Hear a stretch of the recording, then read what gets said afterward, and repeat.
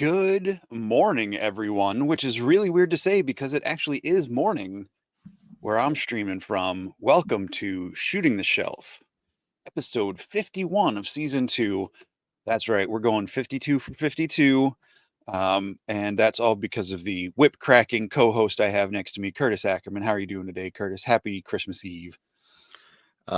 Merry Christmas Eve to you. Good evening. Yeah, I'm doing all right. I was doing all right, except awake? for Jesse. Jesse kind of yelled at me a little bit before the show. We're having a little bit of a squabble, but we're gonna get through this. It's the holiday season. I'm not gonna hold grudges. I'm just gonna love. But I'm gonna make sure everybody knows about it. I'm gonna see the hatred coming towards me, and I'm just gonna shine love back, and just know that love will win out in the end. So, yep. Okay. Yeah, well, they go low, we go high. So, something like that. I just realized I was supposed to put some slides together of some Christmas pictures that I got, and I totally forgot about it until right now. So apologies in advance for dropping the ball on something.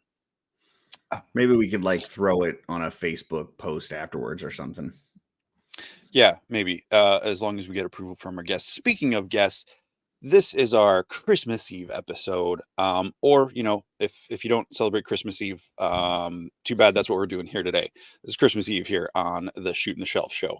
But if you celebrate other holidays, cool. But this is what we're doing today. But we've got more guests. We've got 3, maybe, guests. We've got at least 2 of 3. We've got 2/3. We've got 2/3 of Europe joining us today. So why don't we go ahead and give a round digital welcome of applause words. Man, see, I messed up again.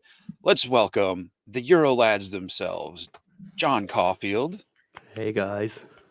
And Malcolm Kennedy. Welcome Don't back fight, to the Mom show. and Dad. Don't fight. Yeah. Welcome, boys. Thank you very much. Being at a family meal, isn't it? Or the Euro boys, as we call them. Coming all the way from Luxembourg, where it's called Hellish Ovend, would you believe, which is Holy Evening in Luxembourgish, but sounds a lot worse. All right. And we got Rich on here as well. Welcome, Rich. Hello, everybody. Perfect. Sorry, the joys of trying to connect through 4G. No problem. You popped on right in time. I thought maybe you were just enjoying the beach a lot, and you were just like, screw those guys. No, it started raining, so we hurried off the beach. So yeah. Gotcha. I don't know why Steve-O keeps censoring Curtis, but and spelling it wrong. I don't think that's what he's saying. Speaking of people in the chat, I see we've got Dorklair, we've got Eddie out there, David Williams, Steve-O, JG, Tanya McCoy, Kevin McCoy, both the McCoys, all the McCoys, Joe Gonzalez, Hank Shaw, Legends Collector 1321, Rick Emmert, Carver Customs. We got Kent Poole out there, David Smith, DC Motu Nerd, Dusty Standiford, Paul Zach, Brad Johnson, and Stephanie Ork. So full crowd out there today joining us on this Christmas Eve. So thanks for joining us live, and anybody that's watching us on replay. Yeah, so thank you all for being here. Oh, sorry, John, go ahead. Yeah, obviously Christmas Eve, you need to be entertained, otherwise you have to talk to your family. Exactly. Well, we did it early, at least early for us, so that we could get the Euro boys on here, because we thought, we've gotten really close to you guys over this past year, since the Ted Lasso review. And really, you guys are like the best friends of the show at this point. So we thought, what better way to bring in Christmas than to have you guys on? Exactly, yeah. Cover the widest amount of ground possible, There you go. All the way from, what are you, St. Louis, is it, Curtis? Yep, St. Louis. All the way across Jesse in Pennsylvania, is it? Oh. Yep. And then UK and across continental Europe, So for me, it's 10 a.m. here. What time is it for you guys over there right now? 5 for me. Gotcha. PM. 4 over here in the UK. Yeah, 4 o'clock. Gotcha. Okay. Okay. Beautiful. And despite Well- my appearance, I haven't had a drink yet. No. I'm Not having even some water? American champagne. Got water. Nice. Yeah, Mal's just always happy. I've got Sometimes a it's special happier drink than others. for the podcast. There's a Let's bring food that brand up called here. Aunt Bessie's in the UK, which is famous for frozen food, and they have done an apple crumble and custard pale ale. Okay. Okay. So That's I am something. drinking that to celebrate Christmas. Wow. Okay. At first, before the picture cleared up, I thought that was just like a bowl of like Christmas dinner, like Yeah, all together. that's I'm what like, I oh, thought it that's was gonna too. that's gonna be a flavor.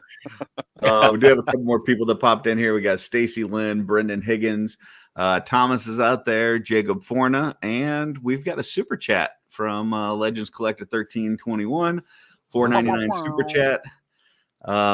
Just want edit day. I am you guys doing this today. I'm stuck at work. So Oh, no. Legends Collector is drinking at work. Be careful. That's Dylan, isn't it?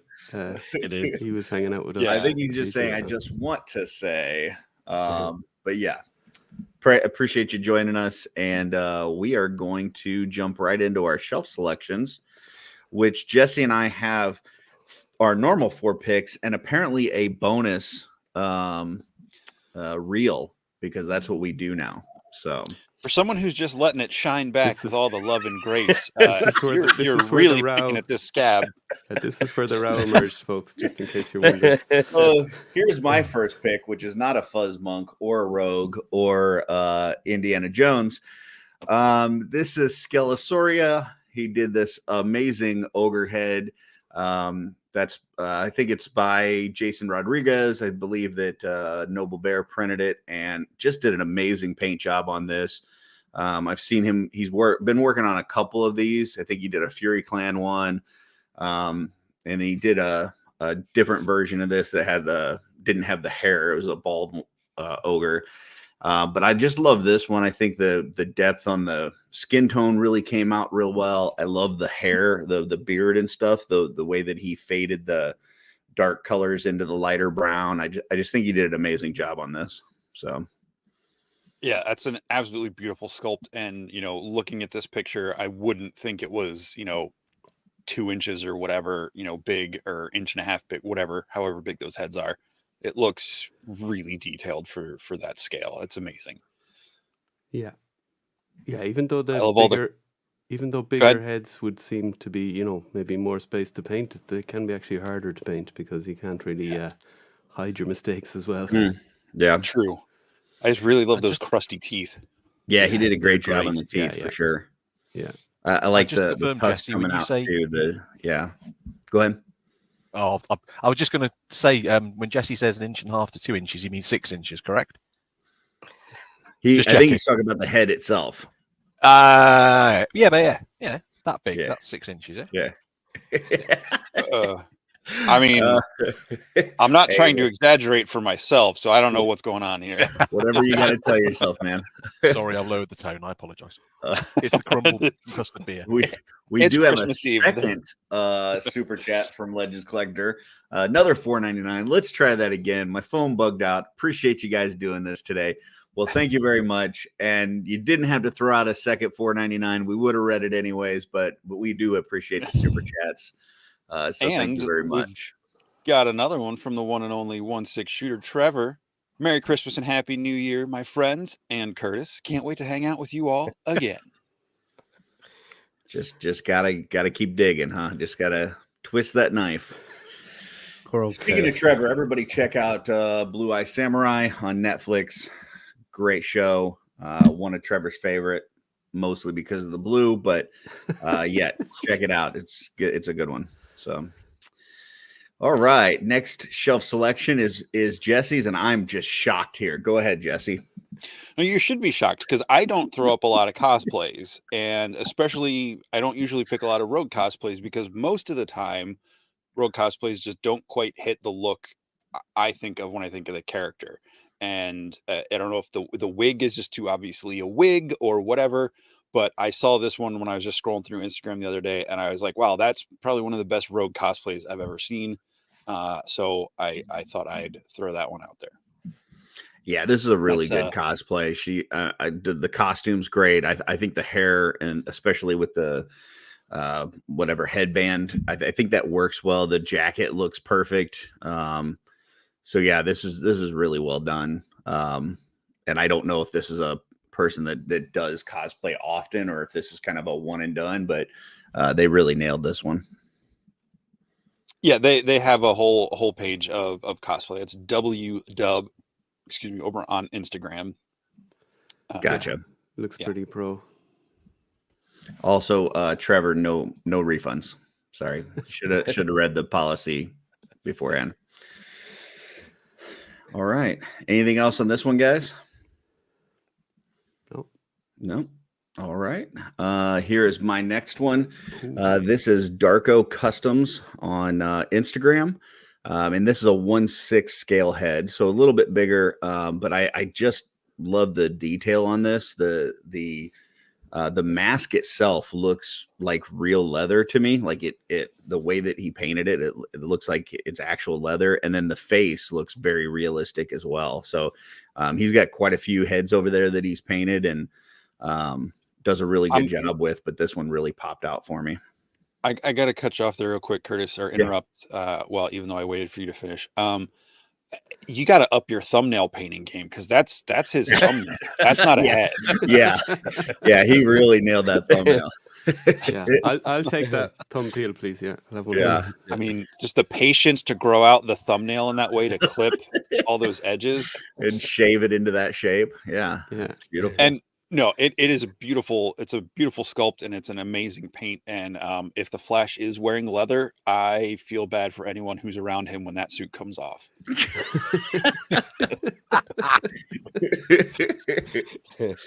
There you go. Yeah, it's really, really nicely done. Yeah. Which, speaking of dwarves, just makes me think the behind the scenes on the Hobbit movies, when the actors playing the dwarves would like take their dwarf gloves off because they had like mitts to make their fingers thicker. And they would just turn them upside down, and it would just pour out water like someone was entering a canteen or something. It was. Well, there's your grossness for the day. I'm bringing Eddie it with a $2 super chat. We're getting a lot of super chats today. Eddie. Wow. Thanks for adding joy to my day. Merry Christmas. Merry Christmas to you as well, Eddie. Jesse, can I check? Were they pouring it out into a bottle to collect it? Because they could have sold that and made a fortune. Genuine actor sweat. I don't think OnlyFans was a thing back then, so I don't know if they were quite. I tell you what, I've seen some of the crap that the Kings Under the Mountain buy, and they definitely would have paid for that. So try to find that video of. I don't know if there was a video of.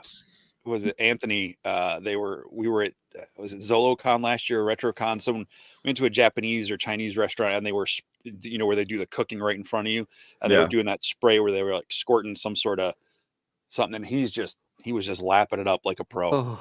All right. Next is this one's from Jesse, or for Jesse, or from this is Jesse's.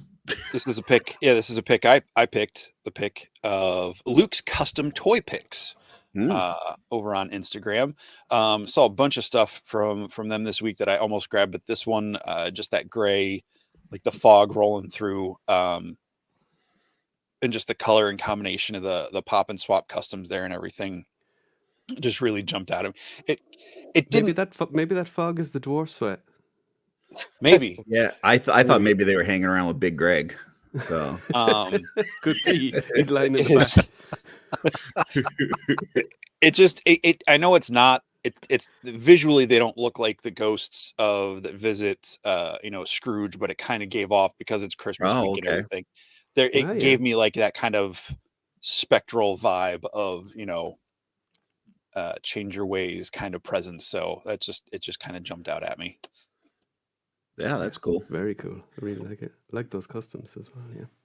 Yeah, I like the parts use on the one on the left side with the Belphegor and the Erethyr pauldrons, and that's a flex to really use cool. them in customs, huh? Yeah. They're not ones you typically, well, at least not Erethyr for sure. I have a spare part, and I just can't bring myself so far. Yeah. has to be a like really special occasion. He does some good custom figures. He was one of the ones I flagged in my end of year best customs. He was one that did that purple knight. Ah, that's Gotcha. Does some good Gotcha. stuff. Nice. Cool. Here's my next one. And speaking of the Kings Under the Mountain, this is from Anthony Halseal, the Toy Forge himself. Did this dwarf custom, which I think looks amazing. And yes, it is a gray dwarf. And so it hits all of my my parts for selecting a shelf selection.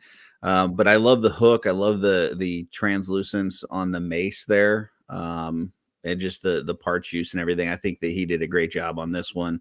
It came together very nicely. So, and it's actually inspired me to kind of work on Dwarf or two this weekend. So, damn you, Anthony. You've accomplished what you set out to do. You got me talking about and making dwarves. So, there you go. That's cool. Yeah, Anthony's been busy since Legion's Con. Yeah, I he has. feel very lazy. Yeah, and this one doesn't even look like shit. So This no, it's a cool custom. Of course, I saw Gray Dwarf, and I was like, "Well, Curtis is gonna pick that, so I can't." Gotcha. And the old See, that's the only Vargas- thing the when old I see Vargas stuff that I know straps. you like. I just Mhm. know I'm like, well, I'm not gonna pick that because I know Curtis will. What I tip, I'll tell you what happened with this one, and it happens often. Is I'll see somebody post something in the Cabal, and then I'll go to their Instagram, and it's not on there, and then I have to tell them to put it on their Instagram so that I can use it as a shelf selection. It's not to say that we couldn't use it from the Cabal, but I like to promote people's Instagram. Yeah, And more I did that public, with isn't it? Anthony here, and he's like, well, I've already got it under the Kings Under the Mountain and the Cabal, and that's really the people I wanted to get it out to. And I'm like, well, then F you don't get a shelf selection this week. So and then he put it on there. So Curtis getting all up in your business since Yeah. 1970, whatever. yeah. All right. Next one is Jesse's. Okay, this is Jesse Fire Eisen, which if you've watched the show at all, or followed his Instagram account, you know he is an insane photographer. Another great this friend of looks the like, show. yeah, this looks like something straight out of like if they did a Mandalorian Christmas special or holiday special. Like I mean, just that's huge props to the people who made the figure. I'm pretty sure that's the Hot Toys Grogu. I could be wrong. But just like the light, the reflection on the eyes, it feels as lifelike as the show. And just the little glee and that little bit of a smile coming in that face, and just the way he caught the lighting, and just a really great shot. And I love how he always teases his upcoming pictures with kind of the little circle post like coming tomorrow. And so I was really excited to see this one. Yeah, I mean, if there's something that Star Wars is really known for, it's Christmas specials. I mean, they do a really great job with those. And so I think this fits in nicely, and definitely would love to see this along with the other great classics that they've put out there. So Dork Lenner sending a $10 super chat. Oh, somehow it's been reduced by $5. So he must be doing the refund of Trevor. Okay. They can sort it out between Gotcha. them. Little That's store perfect. credit, little shelf selection store credit. Channel member Joe with this show is the same articulation as the figures. I don't know. I'm still a little more flexible than some figures, and other ones are definitely way more flexible than I am. Yeah, I definitely don't have double jointed limbs. So, all right. This is my next one. This is OC Nerd Swagger. Speaking of And flexibility, yeah, I just I think this would be an excellent fight. That I mean, if I think back about some of the great superhero fight scenes, and mostly I think when I think about that, it's the Netflix stuff, the Daredevil, Punisher stuff in the the prison, the hallway, stuff like that. But if we were to ever see like Nightwing versus Spider-Man, I think that would just be a badass fight. And so just the idea of that really intrigued me. And then on top of that, just the photo that he got here with the the poses, the articulation, and just kind of mid-fight scene. And I have to imagine that Nightwing's about ready to just club him in the junk, but Yeah. I just think this would be a great fight, so I had to put that on there. I was gonna say, it looks to me like the next couple of frames of this would be like Spider-Man doing like that full-on, Black Widow legs around the face to try to flip him over and Oh yeah, like turn into Hurricane a- Rana. Yeah. bless you. What? It's a wrestling move, sorry. Oh, okay. No, this is an awesome shot. I love the whatever the diorama is, like the broken church, or whatever this building is supposed to be, and just the momentum of both of the characters. Like you feel the movement and everything. Really, really good. And he says Spider-Man will destroy Nightingale. Pretty I don't sure know. that's his name. I'm pretty sure Nightwing's gonna win this fight. If it was Peter Parker, I would say Yes. Spider-Man wins. Yeah. But yeah, I think Nightwing talk his beats way out Ben of it. Reilly. Yeah. If it was Peter, he'd talk his way out of it, Yeah. and they'd become friends or Yeah.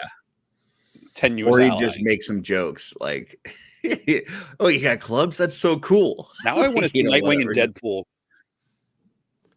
Yeah. I see Nightwing and Deadpool, where Nightwing's just constantly like punching Deadpool out. Hmm. Like when Hulk Nightwing, punches Thor. I think, was it OC Nerd Swagger? This same account? It might be the same account. Somebody did a Nightwing versus Daredevil where they both were using those like clubs. I think that would be a cool one as well. Cool fight. But Yeah. all right. And I believe this is the new last one for the picks, but we still have our bonus reels, which is something we're doing now. So last No, pick. no. Jesse's. It's not a new thing. Oh, okay. It was just a one-off. Gotcha. to- One-off special for Christmas, folks. Yeah. I don't be mad if you're learning about it for the first time. So am I. So go ahead, Jesse. So, like you, I tried to find this on Instagram, but Patrick had not posted it. And since I don't feel, so entitled as to tell people what to put on their own personal accounts, I just grabbed his Cabal post because it does say Merry Christmas, Cabal. So I apologize, Patrick, if I'm sharing this to more people than you intended. But Thistlethorn sitting in front of a Christmas tree, how could I not pick this? Like, come on. And Exactly. the little Santa Lego figure behind him and all the other stuff. It just was a very nice one. And is that a cat? Is that a cat coming in the background, or I don't know. Mhm. But it just felt like a very nice, comforting, nostalgic Christmas photo, like the photos I forgot to make a slideshow of. Yeah. Yeah. I popped a slideshow in our chat if you want Oh, that. very nice. Oh, okay. Only of the ones that were in our chat, so I don't know if there's any more. It's only me and Curtis then. Okay.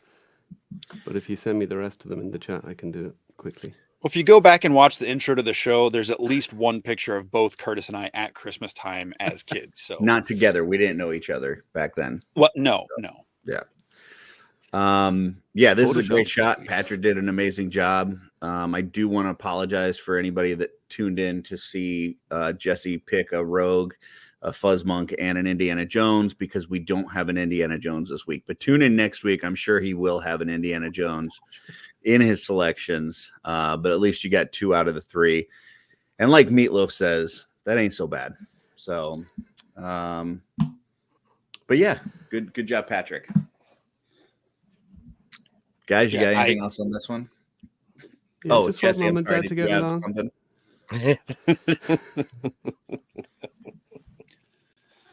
Sorry. I must have tripped on the stairs.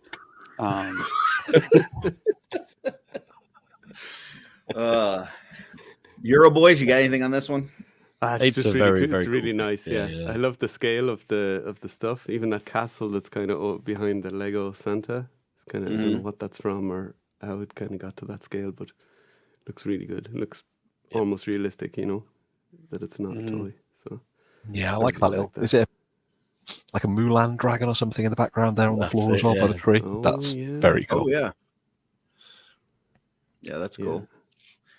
Yeah, good job, Patrick. Got Brandon saying Merry Christmas, guys. Merry Christmas to you, Brandon.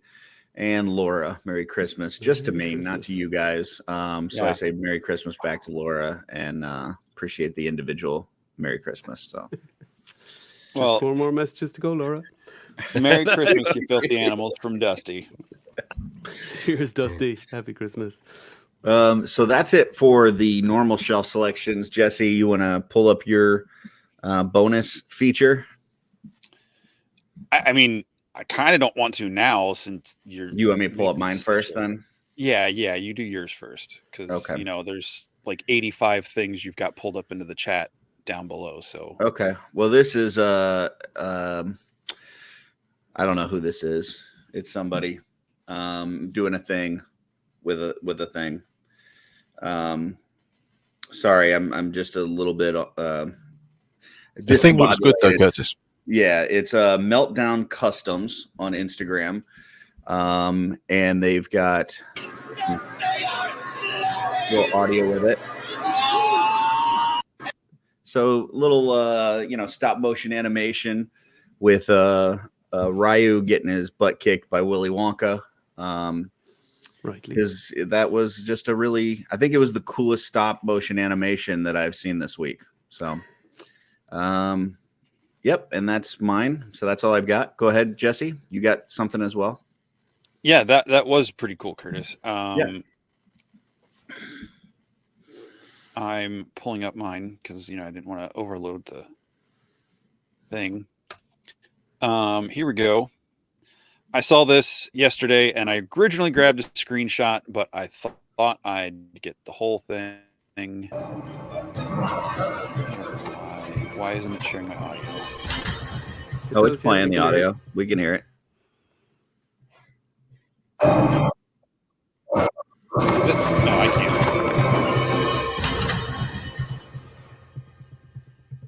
So anyway, I don't know how to. I'm not as good at this as Curtis is to make it bigger, but I just thought that was really cool. It's stop motion of Mythic Legions. This is from Mick Animation. They've got a bunch of other stuff on their channel. Not just it's particularly cool because of the whole snow setting and seeing the Frost Troll do that. Ice Troll do that breath. Yeah, we're getting the audio and it's playing. Yeah, we can't hear you over the audio, Jesse. Yeah. Oh. I'm sure you said you loved it, How about and the now? scenes were all great, Yeah. and the special effects were great. But yeah, Yeah, the troll was yelling over top of you. So, and Okay, really, so I can you hate hear me that now? because if anybody's going to interrupt Jesse, it should be me. So, Okay. I feel like as we your guests, we Well, should. so we should there's that interrupt one. Jesse as well. yeah, I mean, Yeah, that no, was go ahead. definitely the But he's got a second lot of best different- stop motion animation I've seen this week for sure. So,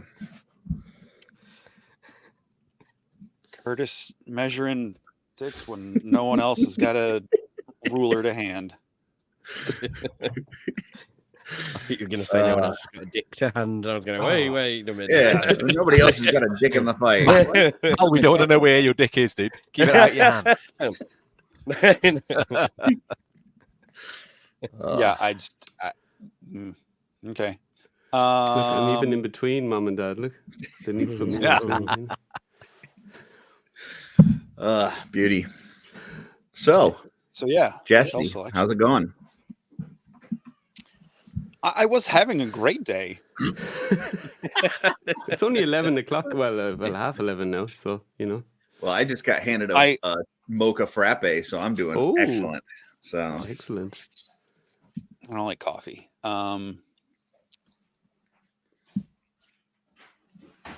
But yeah, I don't know. I feel like that was a setup. You Rich, Mal, John, how are you guys Yes. doing? You guys are closer to Christmas than we are. Yeah, and they open presents here in the evening of the Christmas Eve. So there Okay. you go. Yeah. And Santa has already come on the 5th of December. So kids are already done with that stuff. So over there they do it on the 5th of December, the same Yeah. as Krampus It's night. basically the Krampus night thing. Yeah.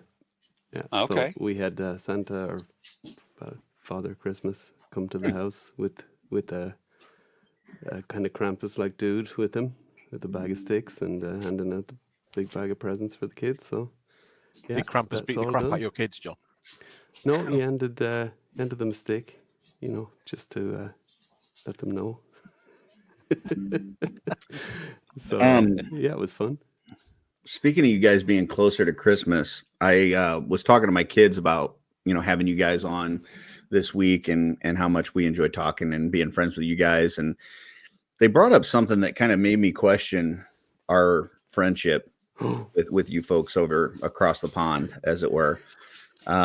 He's trying to break up with us all tonight, Jesse. To be clear, Curtis's opinion, because I have no idea what he's about to say. Well, this is me and my kids. My kids brought this up, and I, at first, I was like, no, but it's starting to make sense to me because you guys are living in the future.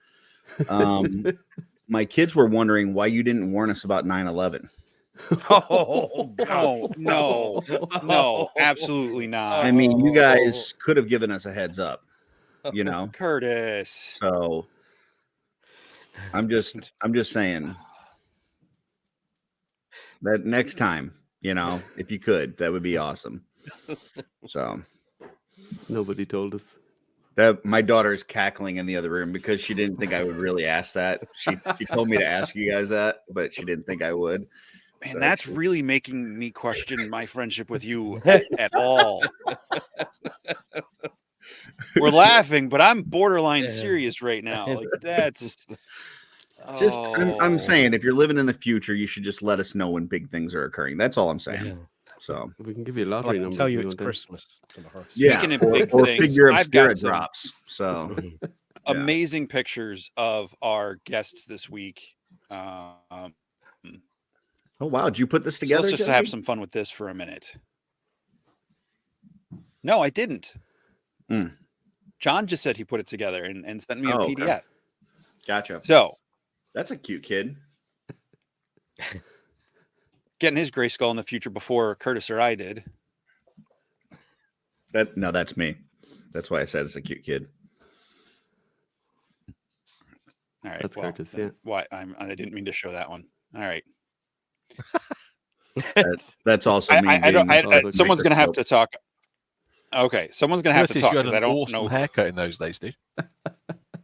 That's Curtis as well. No, this is me as well. Looking very. Oh my gosh, why are these all Curtis pictures? All right. Oh, there's John. That's not this me. That's me. That's me. Oh, Go down. Look at the table. Just scroll down a little bit. There's a table in front of me. There you go. Oh, There's very nice. There we go. I like that you got a bunch of Masters figures there, but you're choosing to play with the dartboard. Yeah. Was that actually in the front? No, but in this part of the world's darts championship was the biggest sport on TV over Christmas. Oh, really? At least in the crappy channels we had back in the day.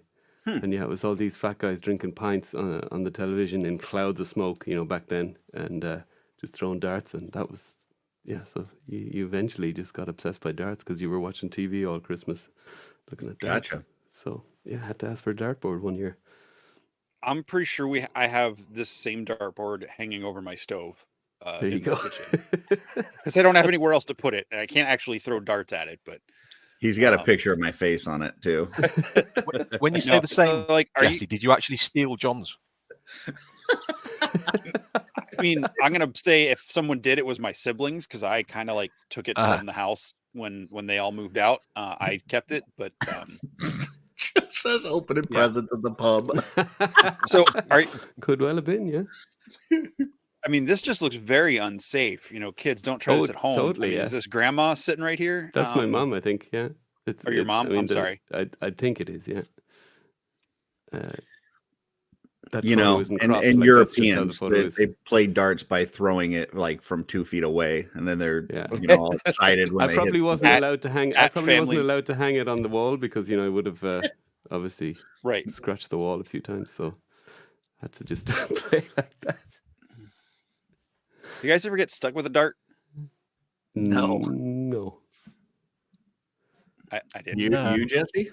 Yeah, I feel like there's a story there. Yeah. Yeah. So, back, I was probably, I don't know, first, second grade, so 6, 7 years old, and my brother was babysitting me and these other 3 kids in the neighborhood for the summer. So we would go spend the day most of the time at the other kids' house. It was 2 brothers and a sister, and they had a dartboard over their stairs in the basement. So they were playing darts, and I was sitting up on the stairs, like out of the way. And then I was like, oh, I want to pull my dart out. So I went to go grab my darts out of the board as someone started to throw. And then like and it was just like the little plastic ones with this, the metal tips, just went straight all the way in and stuck like right at my knee. Like on the side of my knee, like in the fleshy bit. And I like ran upstairs screaming for my brother. And I was like, there's a dart in my leg. And he's like, no, there's not. And I realized I had like yanked it out. And there's just blood running down my leg. So yeah, good times with darts. Ouch. Beautiful. There you go. Yeah. Oh, that's another Christmas. Yeah. That thing was cool. That toy. It's actually, I think I found out subsequently what it was, but it's some very kind of, it's not a well-known brand or anything, but it had a remote control and had a wheel underneath it that had that kind of pivoted on its own axle, and so the thing could kind of go all over the place. Okay. And I lost that wheel in a friend's house, like on Christmas evening or something. That was it. That was it done. I mean, that looks like if they had an unlimited budget and like. No, these were cheap toys, definitely. Like, that I got that because probably the Transformer or whatever was like 10 times the price of whatever that thing is. Gotcha. Man, that looks like, I mean, there's like missiles all over that thing. Yeah, it was cool, yeah. But it was I think it came from Eastern Europe or something.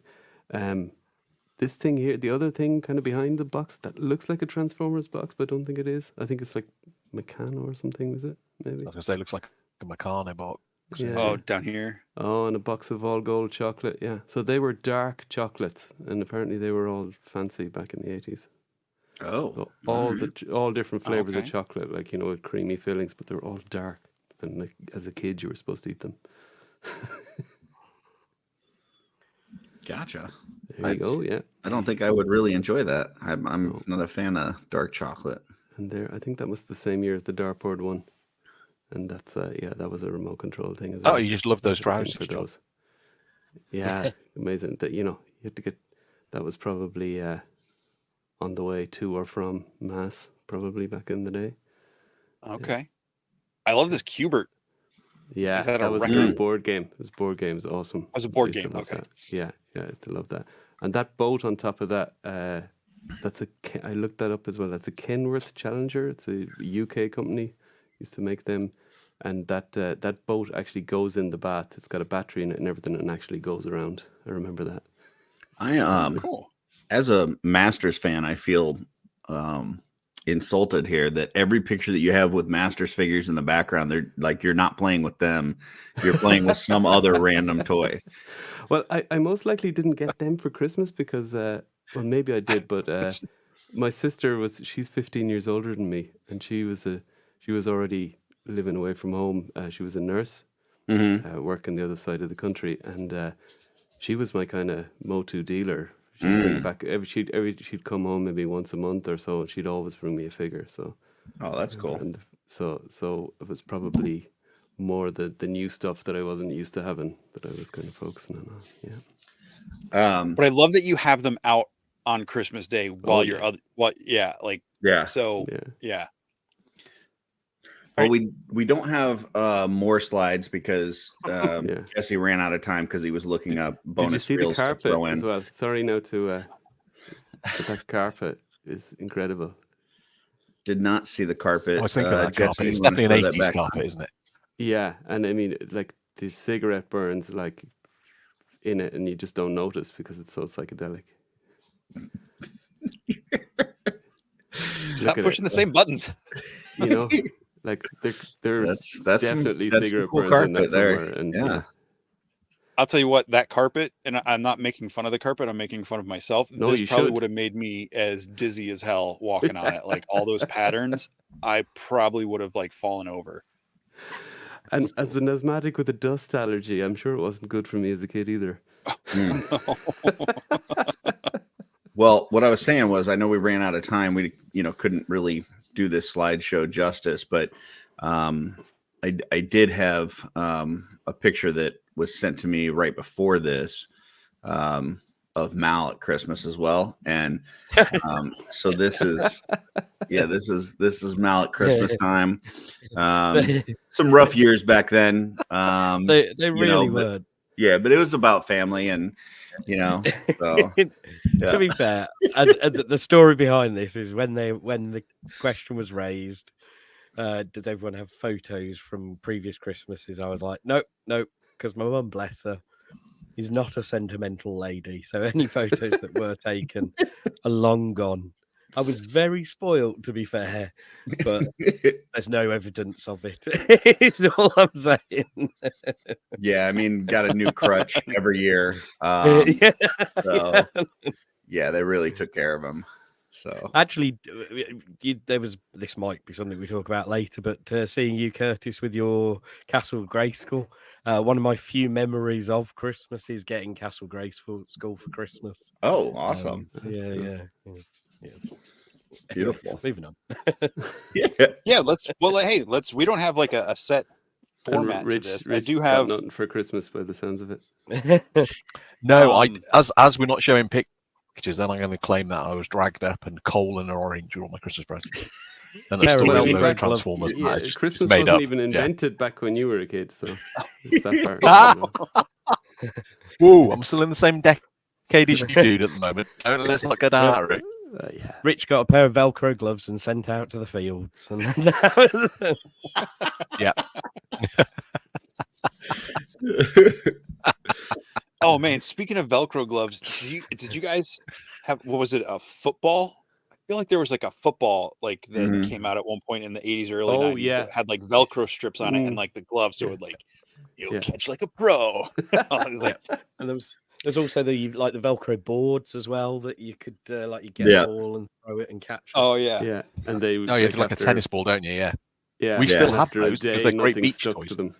Yeah. They had a dartboard with, I believe it was with the Smurfs on it, that had like little balls that had Velcro on it, and you would throw it at the dartboard.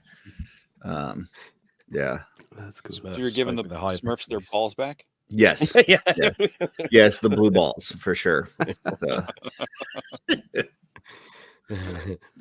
Steve-O, condolences, 37th consecutive year not getting the USS flag. Well, he doesn't know yet. Yeah, I mean, I will say, as a kind of a novice GI Joe collector growing up, I had no idea about the USS flag. I didn't learn about it till only a few years ago.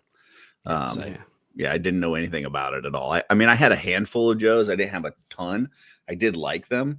But yeah, I knew nothing about the USS flag. But there is stuff like, even as a Masters fan, like I didn't know about the Eternia playset. Oh yeah, like, there was a lot of stuff stuff there. that I never even knew about growing up, like Scareglow. Like there's a lot of really expensive toys that people like kind of go after now, vintage toys that I had no clue of as a kid. I think a lot of the stuff that was towards the end of the lines or whatever didn't tend to make it over here, did they? I don't think, guys. But like I had a laser power He-Man and Skeletor.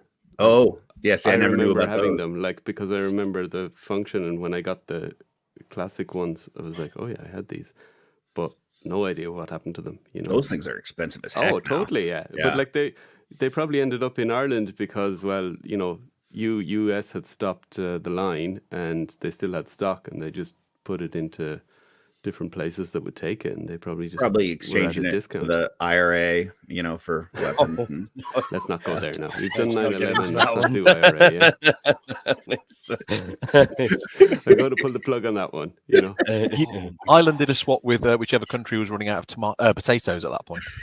Gotcha. Jesus Christ. To be fair, this is progress. Blame though. Curtis for that. At least we know I'm from Ireland now. At least you're not calling me English. So yeah, there you go. I'm good. Oh, I wanted to bring that up. Someone pointed out that they're like, wait, why is it the Union Jack flag and not, Who cares? It's a flag. And I was like, because that's what I wanted to draw. Like, yeah. I mean, as long as it's not my hand waving, I mean, I don't care if it's in the background, yeah, it's jeez. Joe throwing Every time I go to a knowledge here website that's in that, another website that's in another language, I look for the Union Jack to click it. To change the language back to English. That they do, Joe. That they do, apparently. Yeah, Oh God. I didn't know that, but thanks, Joe. Appreciate that. Wellies are also very helpful as well. Yeah. Tuck those legs in there, yeah. Oh boy. Well, But- Mal but brought I up a will tell great, you great that, concept. Jesse's imparted some knowledge on some folks this past week that you shear a sheep, you don't shave a sheep. So Correct, True. yeah. there you go. Yeah. Pedantic corner, but I still, mean, yeah. Yeah. Someone might shave sheep, but like the proper term for what is done on the regular is shearing. Gotcha. Do you ever Well, actually that have to came do? from- Do you ever Well, do if we're that? talking about Christmas, I've Sorry, Rich. I was going to say, if we're You're talking the about sheep Christmas expert. memories and sheep, then let's really go for this one. So I was a teenager, and me and my dad went to a farm to pick up. My dad was friendly with a farmer to pick up a turkey. They raised Okay. it there, went to get your freshly murdered turkey, and so we sat there. My dad was friends with him, so we were having a cup of tea. And this other guy walks in to get his. They were getting lots of people coming in to buy their turkeys, and this one guy walks in.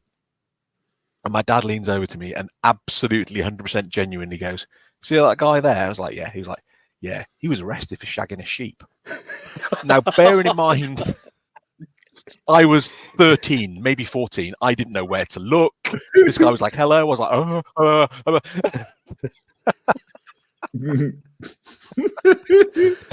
Oh, so that's how you found out about the birds and the bees, huh? So there are some people in Wales that, yes, do that. Hit the bars and the bees. Oh my god. Oh, well, I have a sheep Christmas story. It's not as risque as I mean, that one. I liked Shaun the Sheep Christmas special, but like that's as much as I'll go for Yeah. sheep. One This year, this week on shooting the sheep. Steering the sheep. Go ahead, Jesse. when I was a kid, my dad's church, they did like it wasn't a nativity scene. It was like a whole like thing. People would gather around the outside, and it was kind of like it was outside in this field, and then there was like different part. There was like Bethlehem and different parts, and like it would move through like the stage or the setting, and people would just gather around the outside and watch. So I got to be one of the shepherds one year, and I mean it's December. It was cold. So, we're all dressed up or whatever, but we have like our winter jackets and stuff underneath it. So it's not, authentic by any means. Plus, we're all white people pretending to be, people in Israel, 2000 years ago. And I was cold and tired. We did 2 shows. I fell asleep. So like I fell asleep on the sheep. Like there was actual sheep, like they had camels and other animals and stuff like for the whole nativity story. And because I was a shepherd, there's like me and a couple, like grown-ups out there, and I was cold and the sheep were warm, so like it just fell asleep. And then the spotlight comes on and the music goes up and this angel is there with all the makeup, and like I freaked out. I was like, oh my gosh, I'm living the real thing. Like So there you go, folks. There's 2 stories about sleeping with sheep. there was one story about sleeping with sheep. I couldn't okay, help but fine, feel Jesse's sleeping. story was missing the bit where he went, "They were really warm, officer." Yeah. Like there was dozens of people standing around, and I was a child, so there was nothing inappropriate going on. Gotcha. Jesse, did you say you had some like questions or topics prepared? I thought I remember. I thought we'd do a Mad Lib or 2. Oh, all right. Are you guys familiar with Mad Libs? I know Jeopardy wasn't a thing. I'm not trying to be a smartass. Like I just No, I literally have no idea what a Mad Lib is. okay. So basically, it's like a little prepared story with certain words left out. Okay. And Yep. I'll prompt you guys for like adjective, noun, whatever, and then you have no idea what the story is, and then I read it back. And the point is, usually, when you're doing this as a kid, people are like, "Oh, adjective, poopy," or whatever things to try to make it gross. So you can say whatever you want, but This is where the British education system has let me down, and I then- do not know what adjectives and the Yeah. rest of them are. I know what a noun is, but Yeah, Jesse's gonna have to educate us on this one.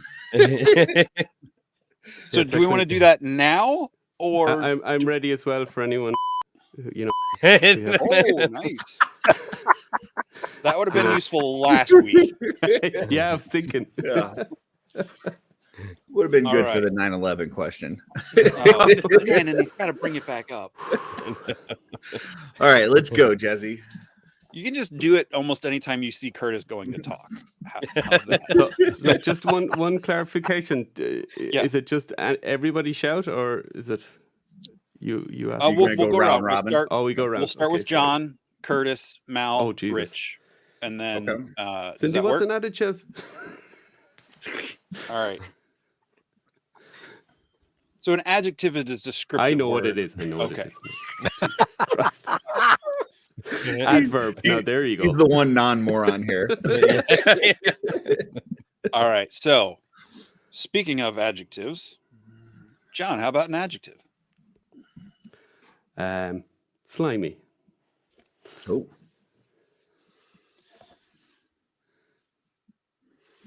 And this pencil sucks. Okay. Curtis, another adjective. Red.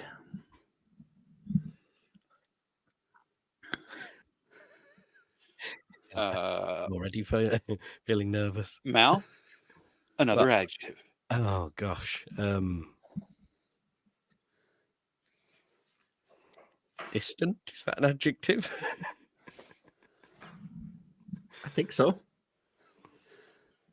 Sure, we'll do that. Why not? I've just ruined it clearly. Rich, plural noun. Books. And you don't give a proper noun unless I specifically ask for like a name of a person or a so like yeah. Back to John. Number. 33. 33. Curtis. Yeah. Another adjective. Small. Mal, a noun. Person, place, or thing. Look around the room. Would that be a noun? A what? Doctor? Is that a noun? Yeah. Yeah. Rich, adverb. Jesus Christ. That's not an adverb. That's a proper noun.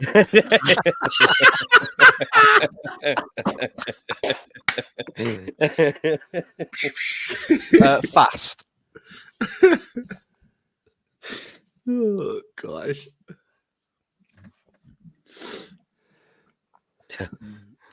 That was good. John, plural noun. Plural noun. Testicles. There we go. All right. Curtis, just because you've done 3 of these, I'm going to skip this one and I'm going to give you a plural noun. Sheep. Yes. And Mal, I'm bouncing back to the adjective with you. Oh god. Adjective. What was adjective again? Descriptive. Descriptive word. Descriptive.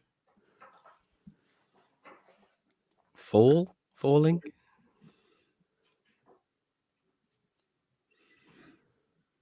Sure. I feel like I'm ruining this from the Jesse's reaction. Nope. It's like, No. Oh. I'm trying not to give anything away. Where are we? Rich, number. 12.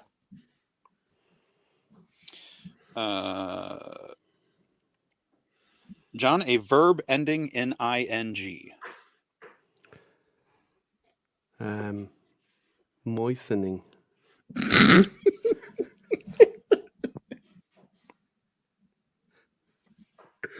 Testicles moistening. Curtis, a noun. School. Plural noun. Mal. Sweets. Okay. Sorry, I couldn't hold that one in. Rich, another adjective.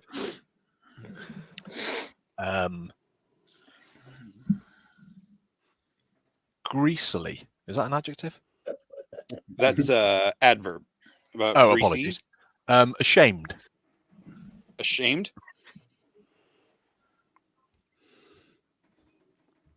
Okay. What if there really isn't a Mad Lib and Jesse's just fucking with us for the next 2 hours? He's trying to figure out passwords. 3 words to go. 3 words to go. Okay. All right. I didn't put a slideshow together. You think I'm putting this much prep into a prank? Noun, John? Elephant. All right. No, that was actually the last one Oh, all right. because it just says same noun. Oh, okay. All right. Are you guys ready? Sure. Just go for it. Welcome to the first Shooting the Shelf Mad Libs session with the EuroLegions Podcast, gentlemen. I present to you Christmas. Christmas gatherings require you to not only tolerate your slimy family's red company, but also to exchange distant books. You have to spend 33 months' salary on small presents and then smile and appear grateful when you receive another horrible doctor that only proves... What is that word? Only proves fastly that none of your testicles really know you at all. Your mother always buys you falling pants and sheep that are usually 12 sizes too small. Your father always gives you some sort of moistening kit that ends up collecting dust on the floor of your school. The worst is your little brother, who buys you the latest video suites just so he can borrow them later on. Maybe this year you should make an ashamed new rule. Elephant certificates, elephant certificates, elephant certificates. All right. I like that. Oh, yeah. I mean, Put who that in hasn't the- been given a moistening kit by their dad? I mean, Yeah. that's Oh, yeah. Yeah. Or, you know, sheep that are 12 Every year. sizes too small. yeah. Yeah. Put that in the National Library. Yeah, as a short story. Oh Sure. boy. All right. Oh, okay. Are we going to do another one, or are we going to save it for later? We'll save. We'll do it later. Yeah. Okay. You got any other topics of Mal needs discussion? to browse through the internet to see what all these Work out different what type of means words what. are. Yeah, that's it. We had to take a language course. Well, I was going to say, Yeah. Mal started it off. I thought it'd be a good one. So maybe some favorite Christmas toy memories or something like that. It doesn't have to be childhood, but whatever works. Get nostalgic. You gonna go start around with- the horn? You call somebody? Yeah, let's go backwards. Let's start with Rich. Sorry, my eyes are going blurry. Who's Rick? No, Rick. Jones. Favorite childhood toy memory. I remember when I got the Star Wars Rancor. I was very, very excited about that. But unfortunately for the Rancor, it was the same year that I got a mini snooker table. So the Rancor was put to one side very quickly so I could play snooker. Lots. Oh, okay. So that's right That on was the good verge of like more grown-up toys. Yes. Yeah. I mean, I collected toys. It passed when my friends probably did anyway, but yeah. Okay. All right. Mal, you said Castle Grayskull, so do you got another one in the pipe? No. This is where I say I've been absolutely spoiled over years and years and years. But the Then one, you must have one, huh? well, as I say, I can't remember anyway. Perhaps if there were photographs to remind what's this? me. Oh, yeah, whatever. No, as I say, Yeah, see, at least you didn't Castle ask this in advance, so you didn't have a list of 23 to go through. But no, Castle Grayskull is one that particularly sticks in my mind for some reason. Trying to think what else. Oh yes, okay, not toy. Is it toy related? The one year that we got an Amiga 500 with the Batman. They did a set that was Batman and New Zealand story for the Amiga 500, and my dad had set it up in the corner of the room, put a big cloth over the top of it. So of course you walk in the room initially, you're like, oh, well, what's that over there? And you know the way parents can or used to be able to, because it was much simpler times and we weren't as savvy as kids are today. We just go, oh yeah, whatever. And then towards the end, he just sort of whipped it off and revealed it, and it's like, oh wow. Okay. So is that like I don't. An Amiga was it was like one of the sort of original home PCs. It would have been around sort of time. Acorns and all those were, but it was I don't know whether you guys would have had them over there, but Atari and Amiga were the two sort of desktop computers basically. Nice. So, yeah. Very cool. We got Van Johnson swinging in. I remember him. How drunk is he at the moment? This is a question. Oh God! I mean, it is 12 o'clock now, so I don't know how drinking works, so I don't know. All right, Curtis, how about you? What specifically are we talking about? Like the happiest toy memory, or the most memorable, or just one in general? What is the question? One that sticks out to you? Something that is a good memory for you of a toy from Christmas. A good memory, toy for Christmas. I would say, and I don't know why. Like it's not anything that I was really. I was into the Superpowers line growing up. I was a big DC fan. And for some reason, I really wanted the Green Arrow figure. I think it was something maybe with the bow. I think it had, I don't know if it was fully translucent, but there was something about it that it I don't know. I just thought it was really cool. And I remember we were like at a Christmas party where a couple it was like 2 or 3 families got together and we were all kind of exchanging like one gift on Christmas Eve. So it was before Christmas. So I only had one present to open, and it was that Green Arrow Superpowers figure.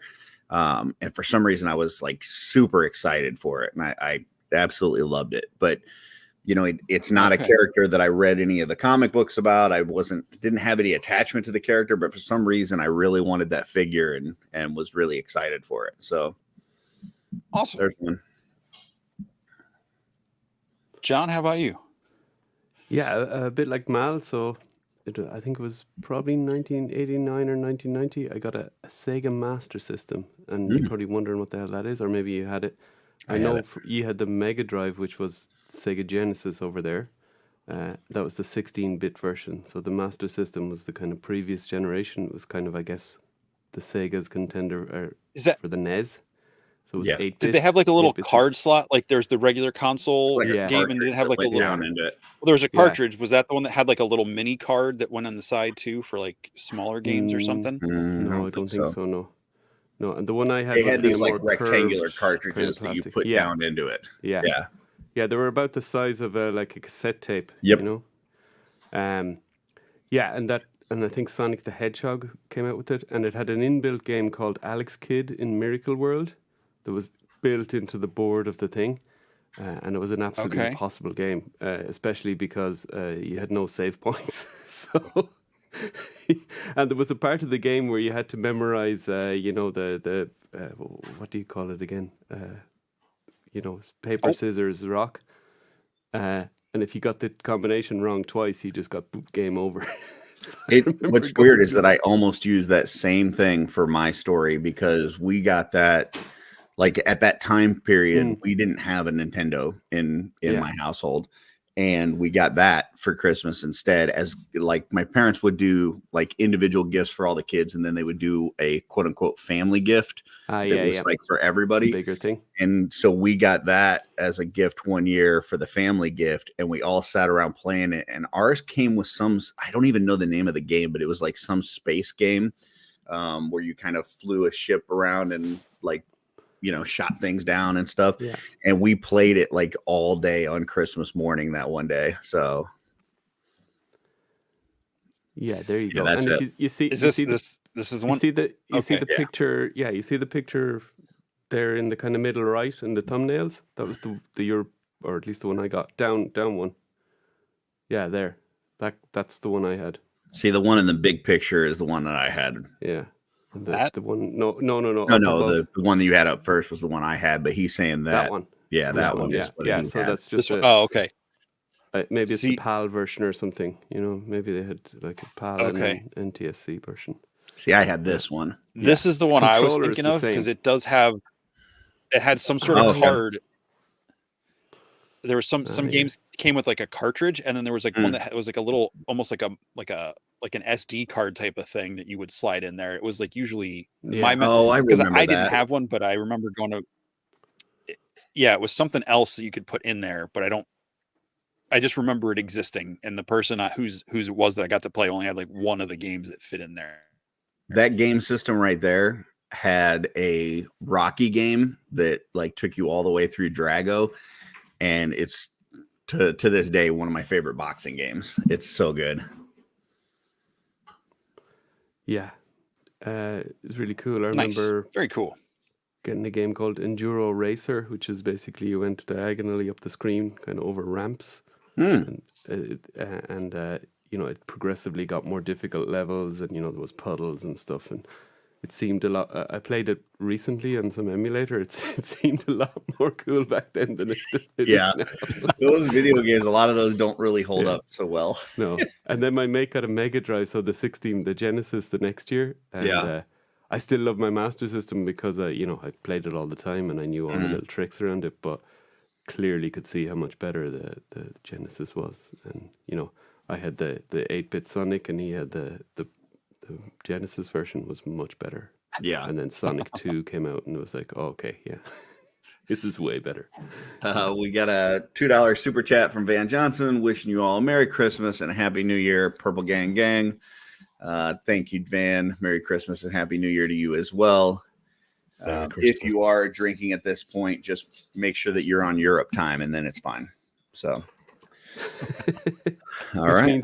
Which means go to I mean, bed it's in about afternoon. 6 hours time.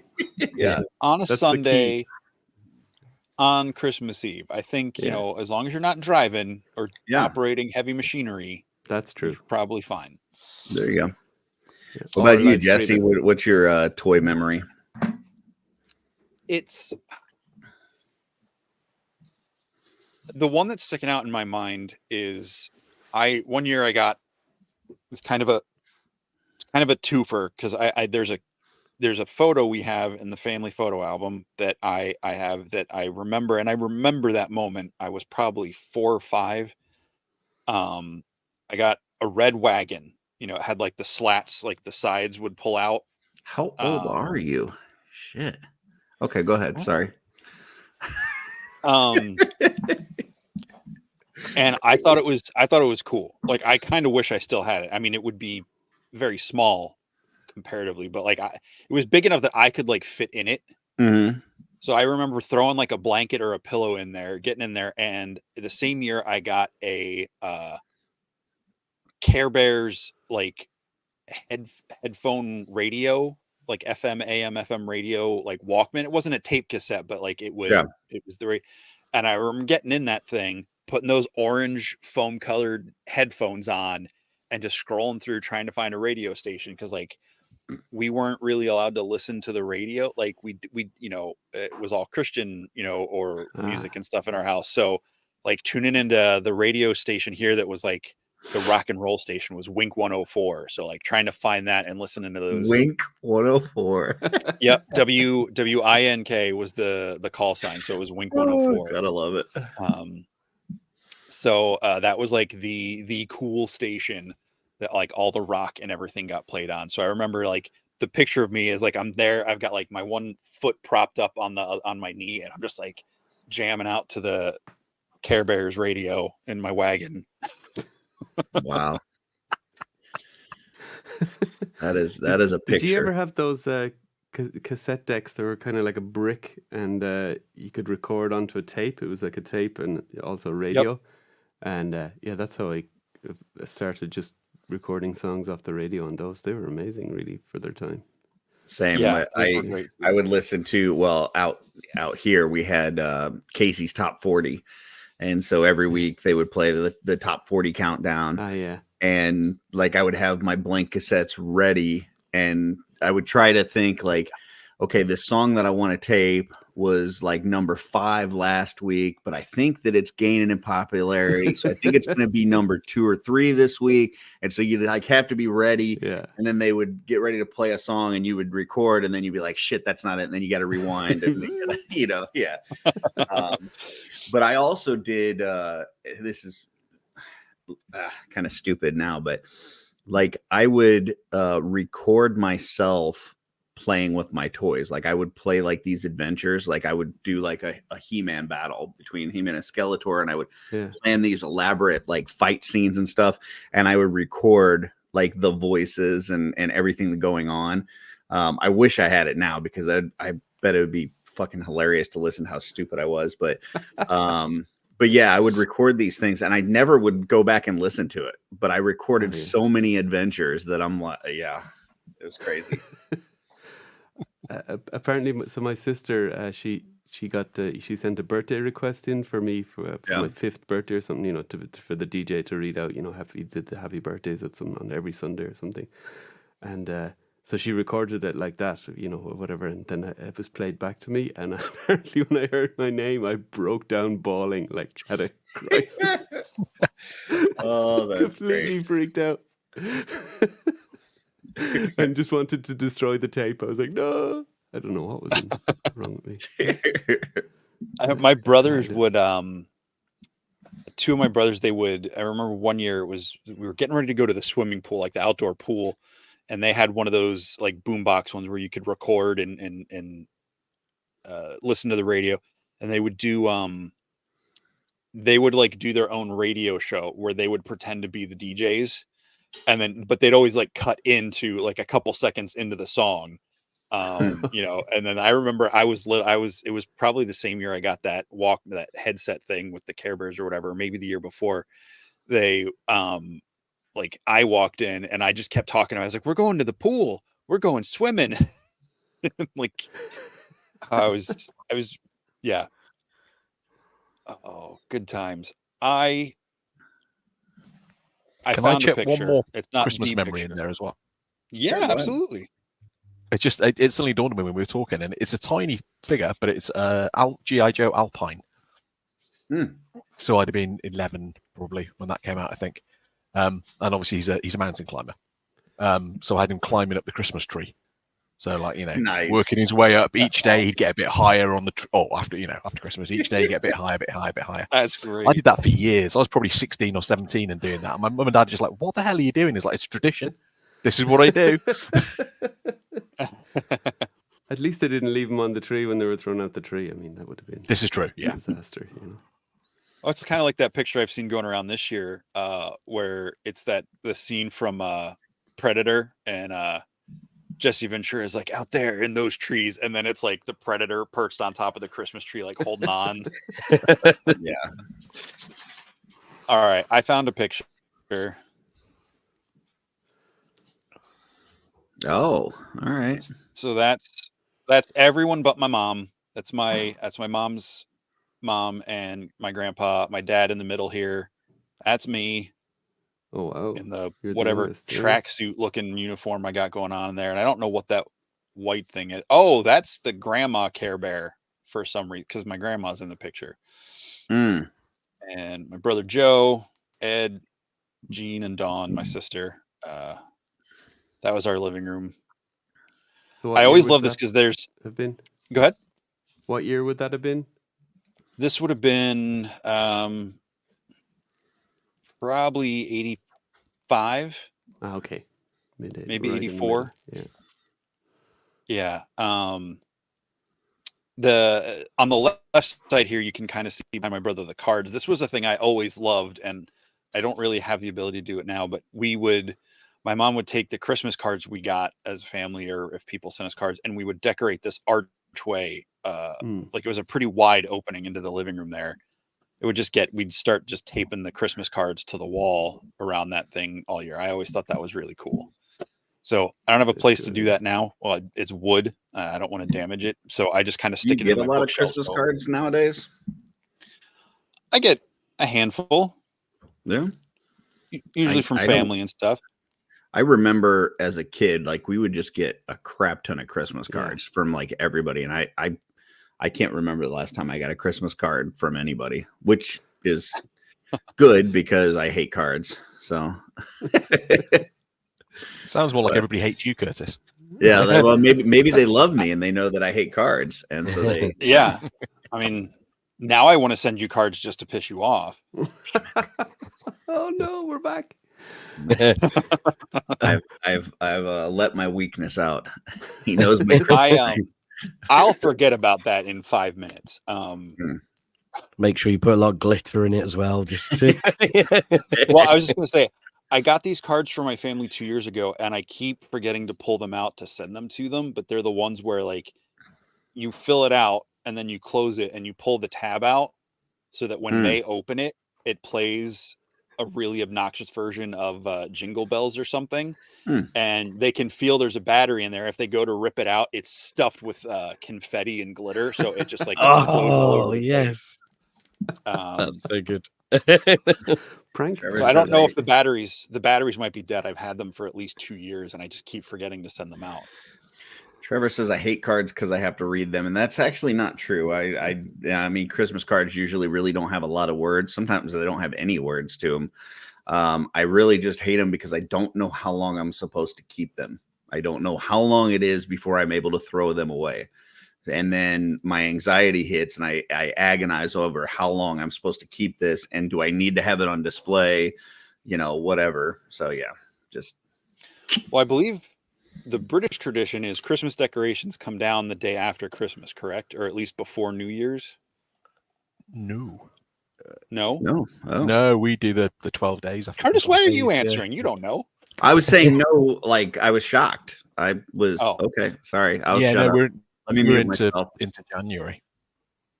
Okay. It is that the tree isn't meant to go up until the day before Christmas, or is it Christmas Eve, something like that. But most people don't do that either. So. Yeah, I think I might be lying there. Actually, ignore that. Pretend I didn't say that. Okay, cut that out. There's no editing on this show. If you still ask, we don't edit.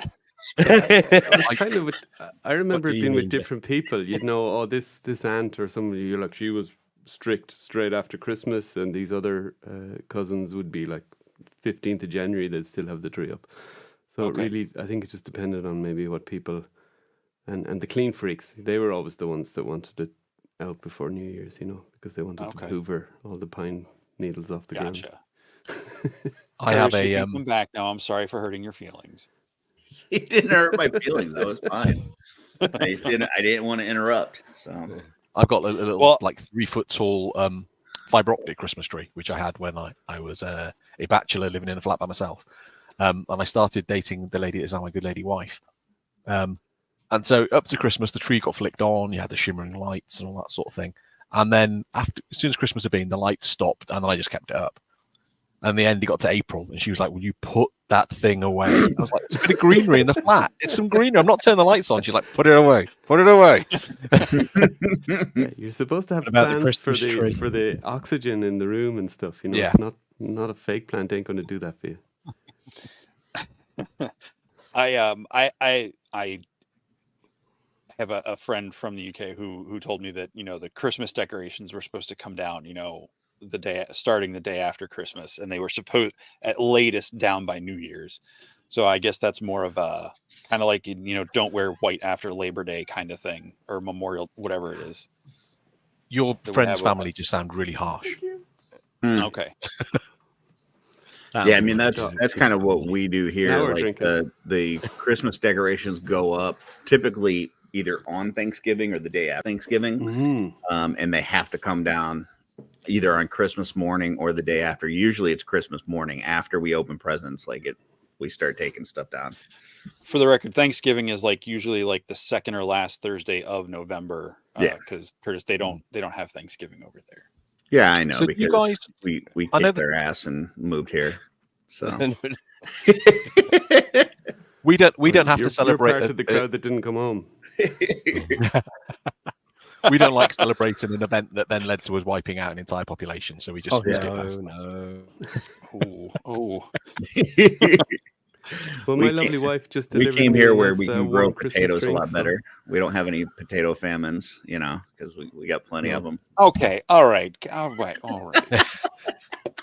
Merry Christmas. I have a genuine question though. So obviously, Thanksgiving is massive for you guys. I'm presuming Thanksgiving is bigger than Christmas over there. Generally, It depends. Yeah. I like it better as far as a family thing goes.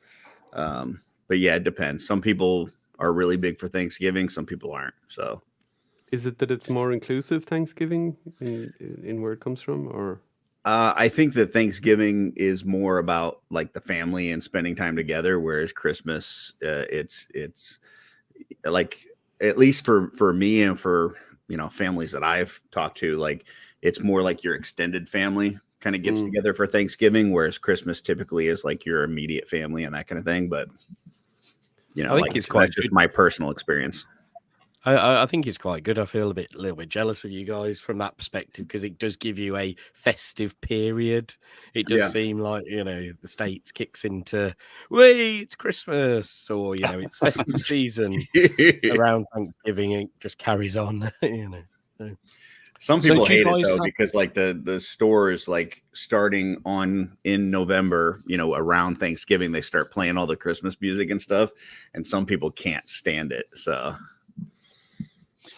I like a lot of things, I've come to learn that, you get out what you put into it. So if you hate Christmas music or you don't like Christmas and you constantly say it, of course, like I have some coworkers who get that way. I mean, we work retail, but we don't work in like Walmart or like a mega store, like that, where it's just nonstop people coming in and shoving, and it's, but I don't have to work with the customers out front. So I don't have much to complain about there. But like I don't care when the Christmas music starts, as long as it's starting to get cold out. Like, don't play it in July or August or September. well, and have a variety. Don't have the same song playing, 15 times. If especially for the people that actually work there, like if I'm there for an 8-hour shift, I shouldn't have to hear the same song 50 times. No, Well, that's like my Christmas playlist that I have on my phone, like my playlists on my phone. When I put that on, if I'm doing it and there's other people that will hear it, I usually make an updated playlist that's like my regular radio song, like my regular music playlist with Christmas songs peppered into it. So it's not just, 5 different renditions of White Christmas or whatever, But I think Thanksgiving it's a little bit easier in some ways, because it's not as religious of a holiday for a lot of people. Like it's not about arguing what the point of the season is for. But now in more recent years, it's become a little bit more, not to get all like social commentary on it. It's been a lot more stuff about, should we really be celebrating the wiping out of the native population, kind of all that stuff. And I don't think that's what that holiday is all supposed to be about. But I think Christmas is definitely the bigger commercial season, because at Thanksgiving, you buy food and you hang out and you buy food. Maybe you get some turkey decorations or there's some. the Black Friday thing now, isn't there? And the Cyber Monday.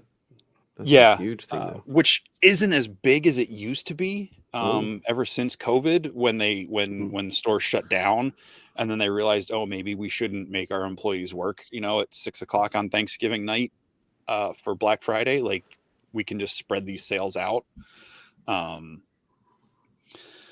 So I mean, that's just my take on it. But Christmas, you've got the toys, you've got the decorations, you've got the cards, like all the horrible sweaters and T-shirts, and there's all the movies. It's definitely more of an event. I mean, I got my Jacob Marley on Christmas Eve. Yeah. Mal's waving his jumper like he doesn't normally wear it, but because we do an audio podcast, he wears one like that every week. Just people don't see Yeah, it. that's it. Even When in he the wears summer. a jumper, except when he's talking about Noble Bear, then it obviously comes off. And I Yeah. think Topless. just to kind of touch on it a little bit with the Thanksgiving, Christmas, like that whole season, like, and I know what Jesse's talking about, that, some people recently have, well, we really shouldn't celebrate Thanksgiving because of this, that, and the other. And, listen, if you want to look back in history and try to be miserable about something or have regrets over what ancestors did and stuff, like there's a lot of stuff you go back and say this, that, or that, the other didn't go well. But I don't think that's what it's about. I think it's about, giving thanks for what we have and throughout Christmas, just being kind to one another. And, if you focus on that aspect of it, I don't think there's anybody that would have a problem with that part of it, No.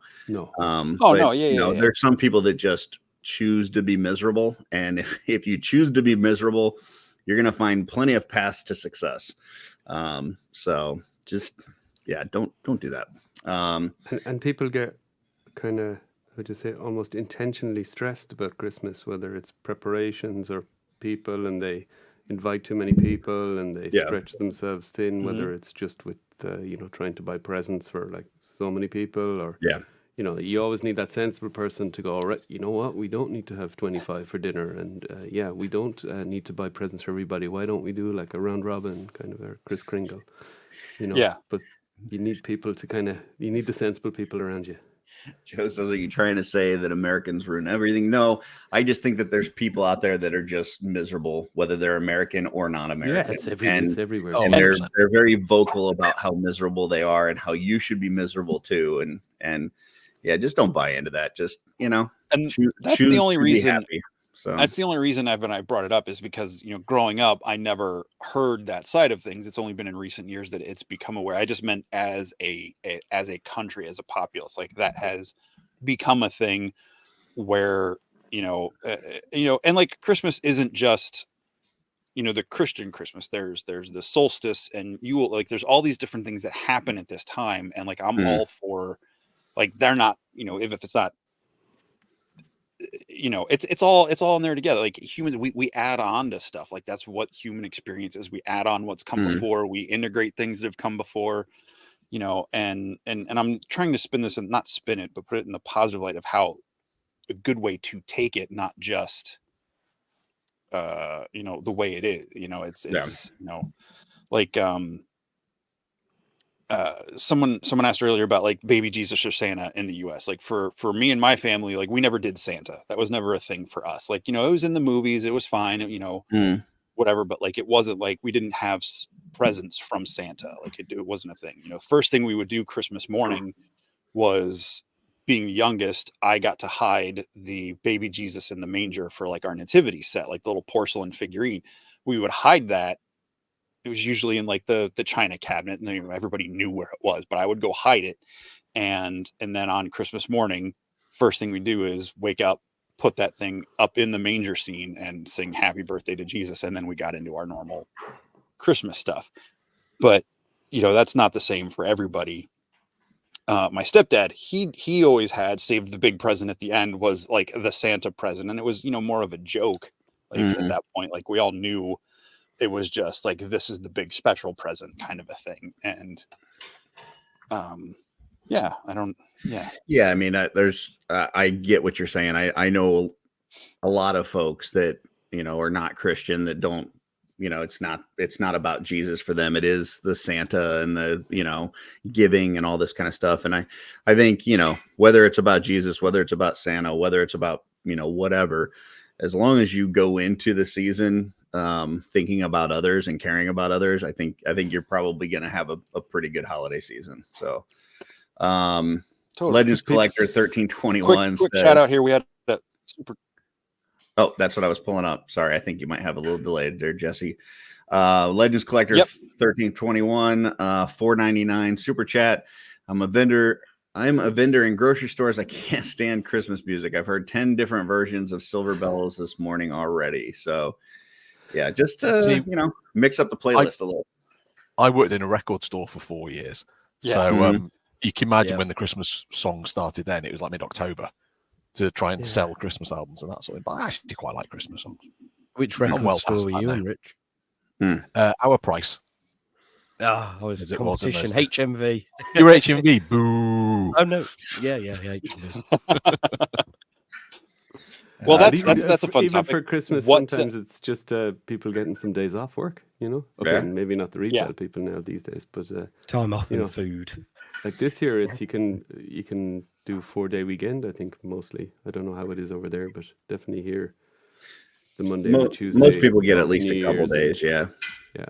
I have. We Um, usually get Christmas Day and the day after. We don't get paid for Yeah. the day after, but we usually get You're closed wherever the it shop is falls. closed. Thomas here says that his wife just gave him an early Christmas gift: Ted Lasso Believe cup and some Nice. shortbread cookies. Sweet. So yeah, that's a good start to the holiday for sure. Oh yeah. That's awesome. Hopefully, they didn't have extra salt in it like that one episode. I like yeah. 1/6 shooter. Baby Jesus was the precursor to Elf on a Shelf. He didn't move. He didn't move around. He didn't move around. He got put away and then put out first thing. Yeah. Well, actually, the first thing we would do was our stockings would get put. We'd hang them up. They'd be there all Christmas season whenever we decorated, and then before our parents would go to bed, they'd lay them down by our pillows. So, if you woke up, like you could open them whenever you woke up, but you couldn't like wake others up and go do anything until the parents got up in the morning. So, the stockings were always fun. Usually like candies and oranges and like Mhm. little toys and stuff like that. Like silly putty. We can get silly putty a lot in there and all that sort of Yeah. stuff. Totally My just my tricky. parents used to throw in the stocking I don't know if you guys ever got the little book with the lifesavers in it where you'd open it up and it'd have like the different like versions of lifesavers. You know what I'm talking about? No. It was like a book and you open it up and it would have like the assorted flavors. It would have like peppermint ones. It would have whatever. Anyways, it's like a little Christmas book that you would open up and it would have a bunch of lifesavers in it. So we got that Cool. pretty much every Christmas, but That's cool. yeah. We used to have We'd always- something not dissimilar. You'd get like a stocking shape of like real like Cadbury's chocolate, Oh basically. yeah, selection Mm. box. Yeah. Selection box of Cadbury's chocolate. So it was a similar thing That's to that. awesome. Yeah. Nice. Regularly. Yeah. We usually do here we do one present we open on Christmas Eve and then we save everything else for Christmas Day. Do you guys do anything like that? So we do Christmas Eve now. So my kids are Okay. probably getting antsy in the next hour or two. Okay. But, they have to wait till food as well. So Yeah. they have a bit to go, but they get to stay up late. So Gotcha. anyway. But they've already got their big presents, as I said, from Santa on the 5th. So Looks like Trevor remembers the Lifesaver book. So there you go. See, you have something in common. Yeah. Every now and then we He didn't say agree on like this. something. Yeah. I mean, in the UK, the second day of Christmas, anyway. So we celebrate Boxing Day on the 26th. Boxing Day? So we get that as a bank holiday. Yeah. Oh, okay. So it originally came about, I think, slightly hazy on it, but it came about with boxes of things being given to the poor people. Ah, okay. Maybe like royalty or whatever sort of thing to do. So it was a celebration of that sort of, celebrating them being poor basically, and oh look at us, Yeah. we're generous royals giving you little bits of other stuff. most other places it's called Saint Stephen's Day, and he was I think he was the first martyr that was killed just after Jesus for basically giving stuff away to the poor. That was his kind of big crime. Okay, so I've got something. It links up with the boxing kind of concept, I've got something here. My daughter just was listening and ran upstairs and came back down, and she got me one of the Lifesaver books. Oh, there you go. This is what I was talking about. Oh, amazing. Candies. It's like a little There you book, go. and then you open it up, and it's got Lifesavers yeah. in it and stuff. So I that's don't cool. think I ever got one of those. I think they were That's called refreshers over here. Yeah, I think so. So that's cool. I don't know that I ever even told her that story, but she just happened to get me one for Christmas. So There you go. that's cool. Nice. It's a Yeah, we Christmas would- miracle. Like Christmas Eve, we would usually go to like a candlelight service at our church, sing some, Christmas carols, and sometimes drive around one of the neighborhoods or two, seeing all the Christmas lights and everything. so you'd be all dressed up for church and then go home and we'd get one present before bed, something. Wasn't a big one, but it was something that, it was, it wasn't like a bag of socks or, something like that. It was like, it was a fun present. And then, we'd have to go to bed. And my mom would tell stories about when she was a little girl, they wouldn't even see the Christmas tree until Christmas morning. It would go up. That's one of the things the parents would do, was the Christmas tree would go up. So seeing the tree on Christmas morning was like a huge part of their day. Interesting. That's a lot of work to do in one night. Also, Megan says lifesavers are polos in the UK. Okay, so are they minty flavored? They have different ones. They have fruit. They have mints. Yeah. There you go. Is Megan Gwinn's fiance? Yes, I believe so. Yeah. Yeah. Trevor says they drive around and judge everyone's lights. All right. I imagine the way that I imagine that goes is Trevor driving around his family and he goes, not blue enough, not blue enough, not blue enough, just the right amount of blue. There's a house in Bristol where I'm not there at the moment, but where I live, and they have a giant, and no exaggeration, it must be 20 feet tall reindeer, just made of lights, but all the lights are blue, so they call it Blue Dolph, and it's like renowned in Bristol. So everybody just goes and gets a photograph of this random 20-foot tall blue reindeer. These people's garden. Nice, and they put a little charity box out now, so you can give a bit money to charity. And that is amazing. You have to get us a picture of that. That sounds cool. Definitely. I do have a picture somewhere. I will forward it to our group. Yeah. Just like all your customs that we haven't had pictures of yet. Oh, come on. That's better than my joke. Oh, gosh. Oh, yeah, man. that was good. So, Juan, the reason they're called lifesavers is because they resemble life preservers from boats. They have a hole, Yeah, definitely polos then, yeah. Yeah. Well, but what was the other thing that... There's another... There are fruit versions, though, isn't there? I think you can get fruit. Yeah, it's fruit polos. The general lifesavers over here are fruit flavored. Like, you got the the red, yellow... Was it red, yellow, green, and... What's the white one? Pineapple or something? Yeah. Yeah. Oh. Beauty. Let's see. All right, we'll do another Mad Lib. Sure. Before you guys. Now that we know what words are. Yeah. All right. Where do we want to start? Someone say me. Me. All right, Curtis. Noun. Dog.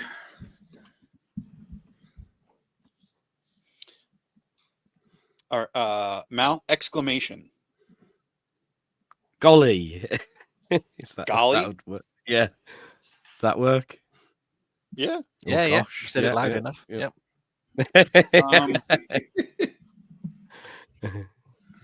A female celebrity. Rich. So proper noun. No, specifically a female celebrity. Which would be a proper noun. Mariah Carey. There you go. Best Christmas song ever, just saying. I like that song. I like it. John, I like when noun. Blue Blaze sings it. Sorry, what did you say, Jesse? Sorry. Noun. Idiot. Idiot. John, I feel you're looking directly at me as you said that. It looked like that, Taking didn't offense. it? There you go. Curtis, Yeah. I'm going to say it says person in the room, female, but we're not all in the same room, but if you want to pick someone from the chat or something. I've got Darla that's here in my same room, and she's a female. Okay. Putting your wife into a Mad Lib is What could go wrong? great Christmas present. Yeah. Where are we at? Mal, article of clothing. Slippers. Oh, Jesus, Mal. Occupation, Rich. Dentist. I'm going to be a dentist. Type of I liquid. wanted to be a John. dentist. Type of what? Liquid. Jack Daniels. Oh, nice. Curtis, a noun. Thong. Slippers and a thong sounds like a good Christmas to me. Need a Another pipe. noun, Mal. I've gone blank. Spit it out, whatever. Pipe. Yeah. Pipe. Pipe? yeah, we'll go with Okay. pipe. Rich, small city. St. David's, which is a tiny city in Wales.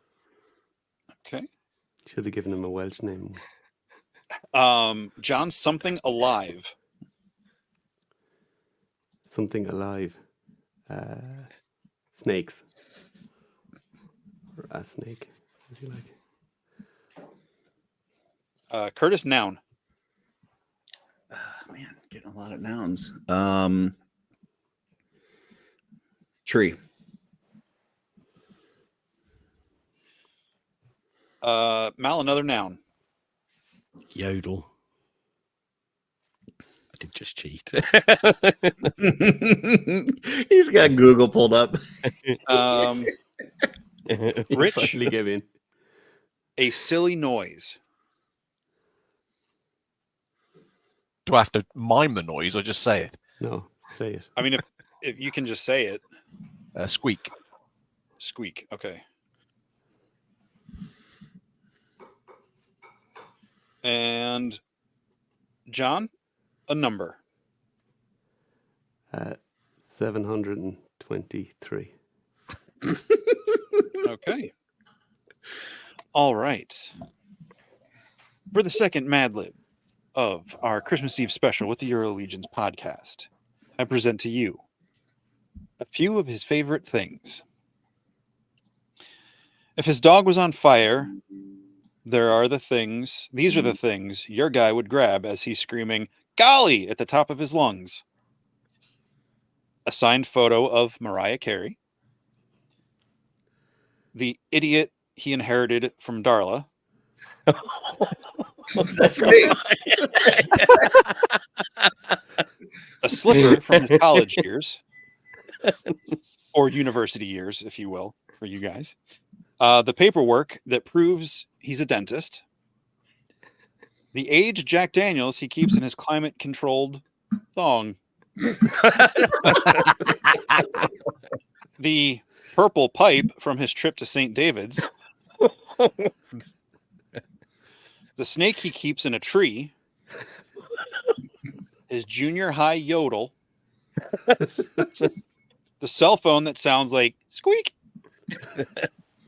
The shoes he bought for $723. And of course, you. All right. Well done. Very well nice. Oh, hey. There you go. He's shouting golly as loud as he can. He's very British, whoever it is. See, we need to have you guys on all the time because, like, you guys are bringing that production value way up. Yeah. Jesse, I can just sit in the back or whatever, or the blank screen. Jesse, do you feel like I'm the idiot that you inherited from Darla? No. Okay. From Lord Stephen, maybe. Tree snake sounds scary. Yes. I mean, pretty much any movie set in a jungle has a snake dangling out of a tree, right? Yeah, Sure. Even the kids. Indiana books, Jones. whatever. Yeah, Indiana There it Jones, goes. It all comes full circle. Jungle Book. I like somebody who can print out dentist credentials for me. Thank you very much, also. Oh, nice, Jordan. So Jesse's a big Indiana Jones fan. Have I missed this somehow over the years? He I went through picked- about like a 3-week span where it was, okay. a lot of people got those Indiana Jones figures. Yeah. and They were Okay, I throwing them remember into a few of those, yeah. photography, and they were good shots. It's not like, So I was just giving him shit. Like, I don't all right, I'm going to full on confession here. I don't like specifically go look for shelf selections. Like, I don't search stuff. I just either, if I'm scrolling either in my regular feed, or if I'm looking through the what do they call it? The For You page or whatever it's called on Instagram. If I see something, I screenshot it. And then by the end of the week, I'm like, oh, I got to send a couple of these to Curtis. So I just go back and usually find the first 4 that I can recognize as what they are in my photo thing and send them to Or Curtis. 5. So, well, it was, The bonus. it was a video. I didn't feel like, I was like, oh, I can just play the video. So I was going to play the video anyway, but I thought, but he didn't want to take up one of his slots with it for sure. So, well, just so you know, I'm not going to be posting it in the video in the thing. Yeah, because screw those guys. Anyway, Indiana Jones is highly overrated anyway, so.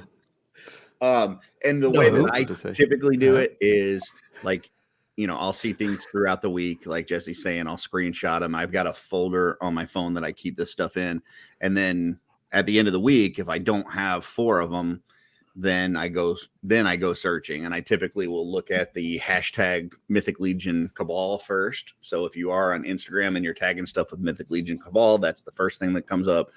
And then if I don't find enough there, then I'll go to usually hashtag something else, like hashtag Mayfex or hashtag whatever, toy photography or something like that, and kind of look. I also do the hashtag Legions Lounge art one that's out there, because Legions Lounge, they set up this Legions Lounge art hashtag for people to put stuff out there so that they could show on their show, and they never fucking do anything with it. So I figure, that's a great place to go and find stuff that nobody's looking at, because they started something like Pete McCarthy and never finished it. So yeah, burning those matches. There you go. And the ball is back in Trevor's court. I don't think he was paying attention. He asked John something. It was John just slagging off Indiana Jones. Indiana Jones was overrated. Yeah. It's not true. That's a Patreon episode, John, for us. Yeah. My thoughts on that, John. The only one that I like is Last Crusade. I mean, I don't dislike the first one. It's all right, but I don't love it. The second one I hate. And the most recent ones, at least the Crystal Skull, I did not like. I haven't seen the newest one. I have heard good things, but the only one that I really enjoy is Last Crusade with Sean Connery. I think that one's fucking amazing. So that's a good movie. Yeah. It's definitely a great movie. I don't get the whole, toy lines about it still today. I don't think it justifies that, to be honest. That's why they're rushing all the toys out, isn't it? They know it's not going to last 2 years, so they put every single Indiana Jones figure they can out within a 12-month period and go, right, done, move on. Yeah. I mean, I preferred Romancing the Stone. Remember that one with Michael Douglas? Oh yeah, that was a great film. Yeah, what was the second one? Jewel of the Nile. Jewel of the Nile. Yeah, that was Love them both. Love them both. Trevor says, we're busy putting together good content, Curtis. Yeah, like reviewing the same wave that every other Legion show has reviewed 5 times before you guys get to it, because you only go live once every 2 weeks. But good work. All right. Next. Dear. Once again, the opinions and comments of Curtis do not necessarily represent. Hey, by the time we do a show, everybody else will already have talked about this for 2 weeks. But here, let's rehash it again. Come on. To be fair, we talk about stuff other people talk about. Nah, we make it about the guest, like these beautiful gentlemen. No, this has been about your little lover's tiff here now. Let's be honest. Well, here's the thing. When Jesse and I are fighting, we really use the guest as our own personal marriage counselor. So that's really the role that you guys are playing today. Mm-hmm. So Curtis says we a lot when he means he. Yeah. Jesse tries to deny this relationship. Just saying, I don't speak for you.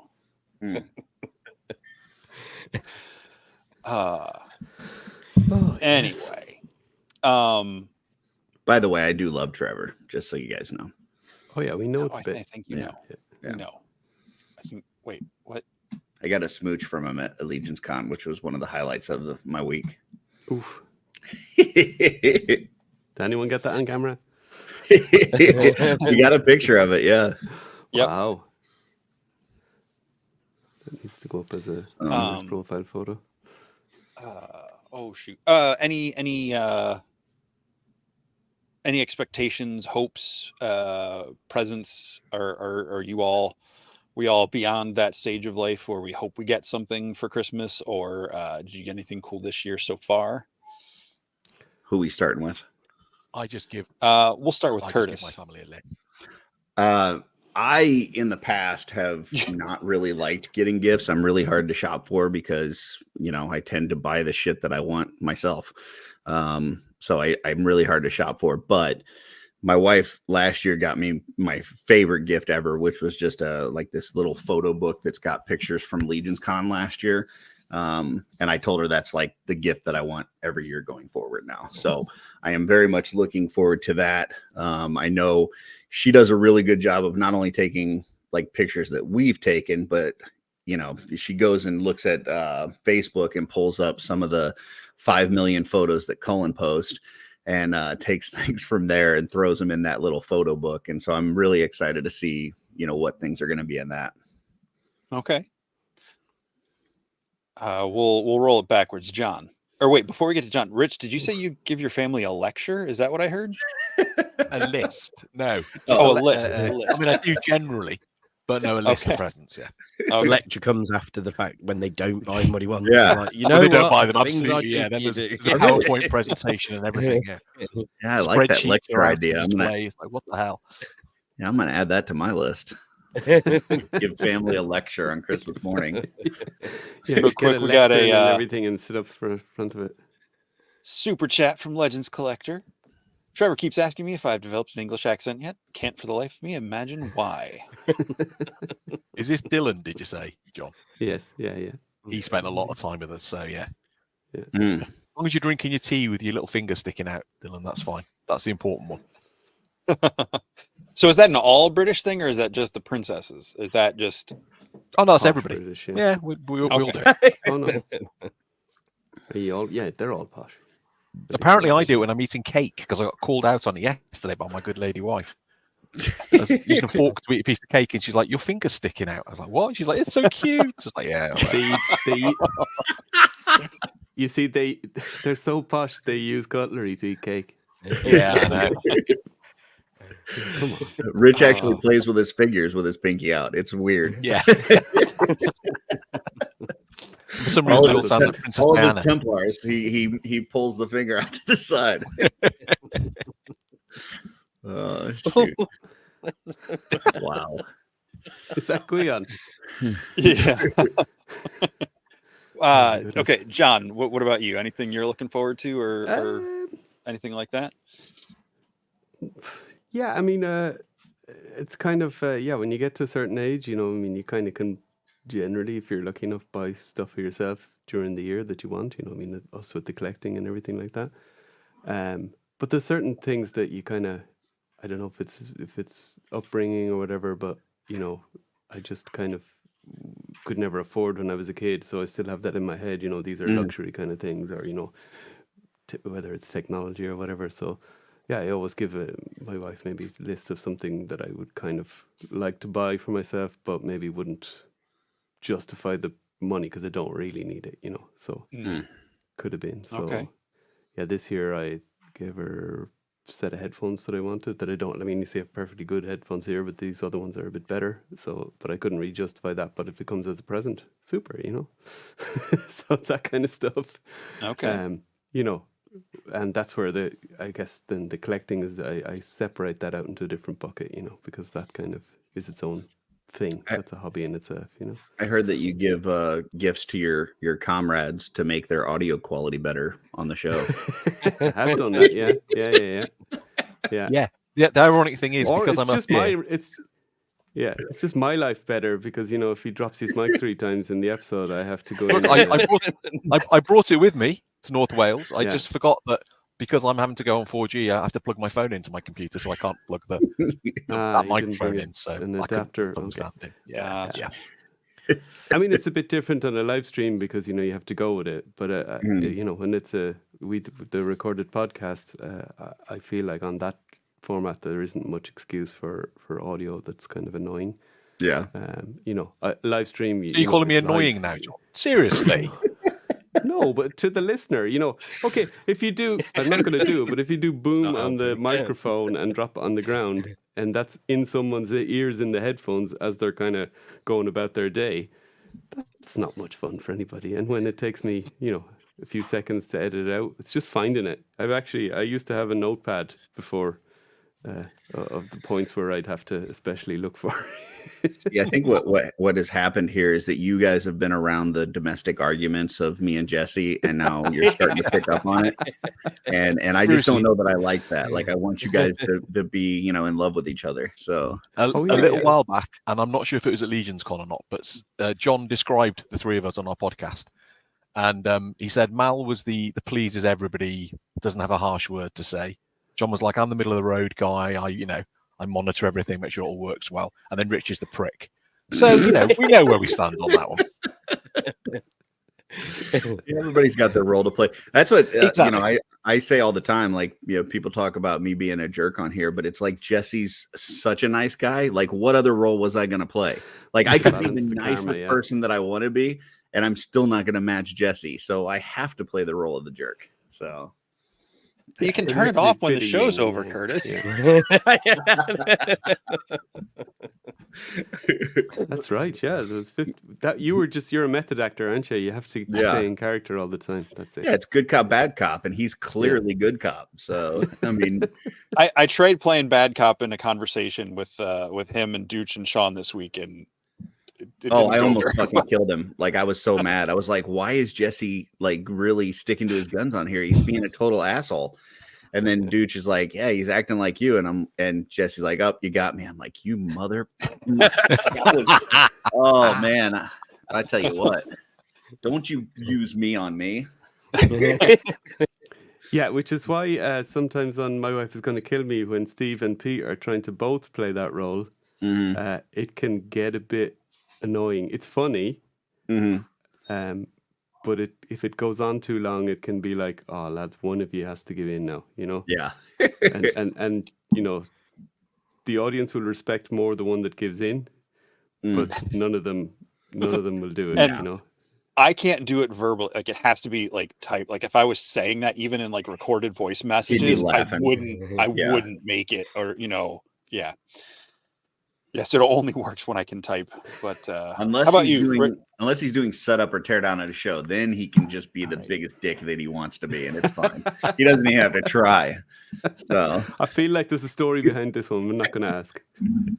Just don't mess with Jesse when he's setting up or tearing down. Oh yeah, it was on the live Legions con broadcast, John. Jesse sounds terrifying. I'm going nowhere near Jesse at setup night. He is focused, and you don't want to pull him off track. Yeah. But he seems very I know from watching this show, I mean, I know you now, Jesse, but also just from watching this show, I see that you're very focused on what you're doing, and sometimes then when you get someone throws a curveball at you, it completely knocks you sideways.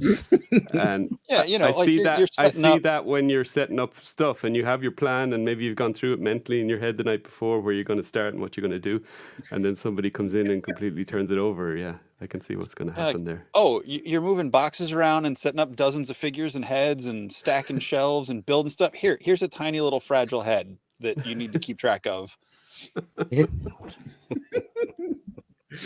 Yeah, don't try to give Jesse a gift while he's focused. He'll be like, get this fucking away from me.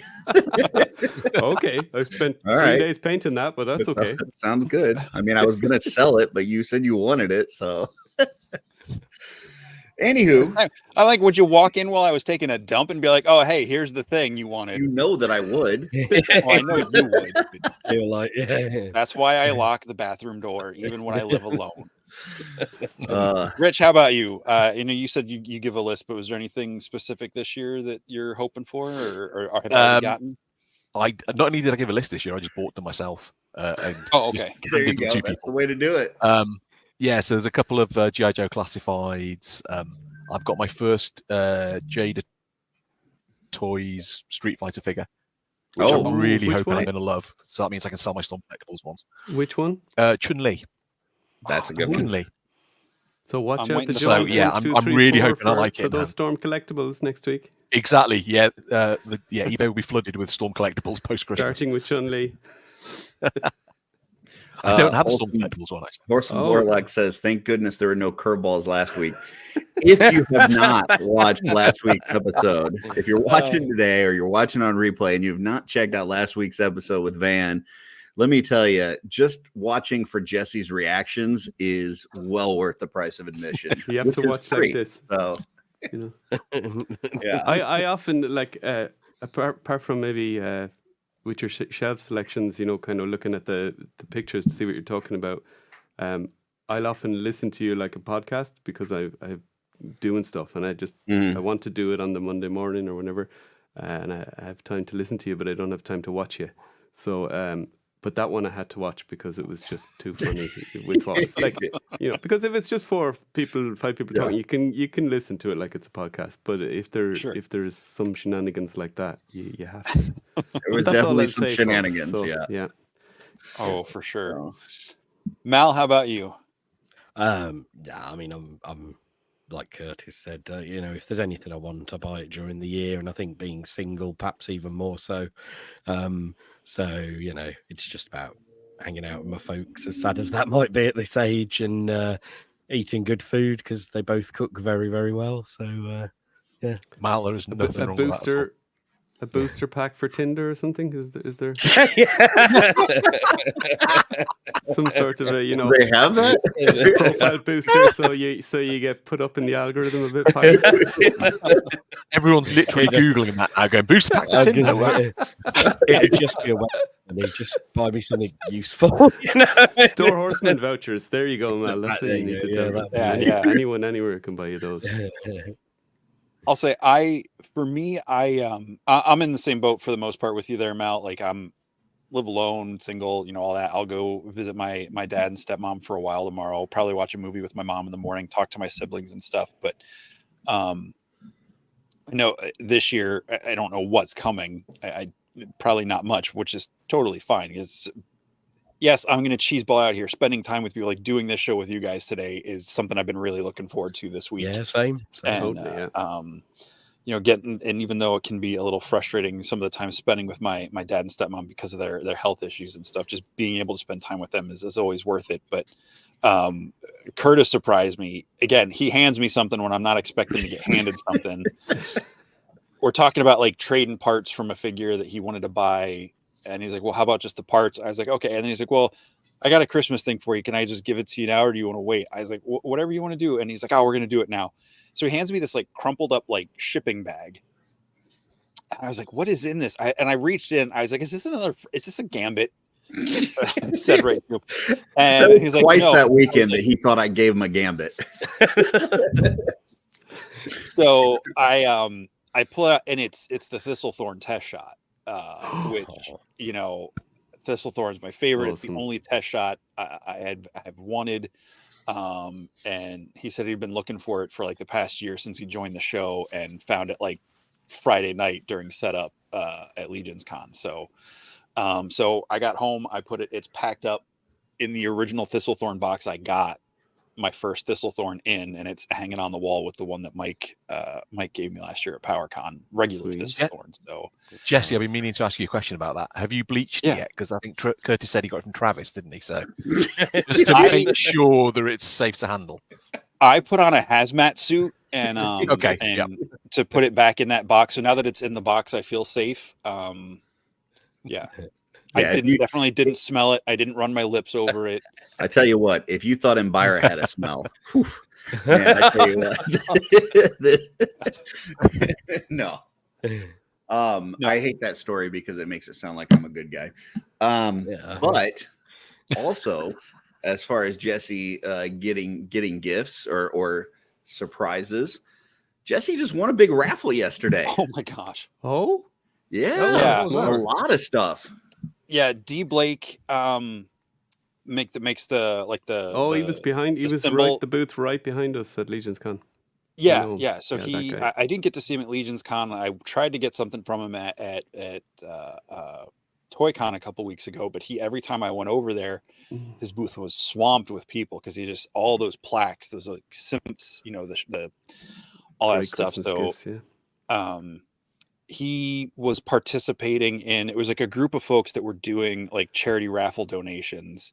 And I think between the several they raised over $700 for different charities and stuff. And his was for Autism Speaks, which I don't have anything directly in my life, but I was like, that's a good thing to support. Like, I usually don't win these kind of things, but I put in like 10 or $20 towards it a couple weeks ago, and I totally forgot about it. And I was on the stream with was it Oz or someone last night? I was watching, and someone was like, "Hey Jesse, congratulations on winning the raffle." I was like, "What? What raffle are you talking about?" The one on D Blake. I was like, I went over there and I was like, I totally forgot about this. And yeah, it's a ton of stuff. And most of it I'm probably just gonna flip around and do as giveaways on our show at some point. But like, Sloppy it was the seconds, lads. entire Build-A-Figure wave of the Age of Apocalypse 2 wave with the Build-A-Figure Colossus, a couple of Cosmic Wow. and Mythic Legions, Had a G.I. Chrono, Joe, had a Arethyr, and Atheon. Romulus, Aethon, Arethyr, I think Canox Vol, some sort of G.I. Joe Viper, or couple not Viper, Star Wars Black Series, like couple Black Series, yeah. So I'm not pulling that comment up. I will bring this up.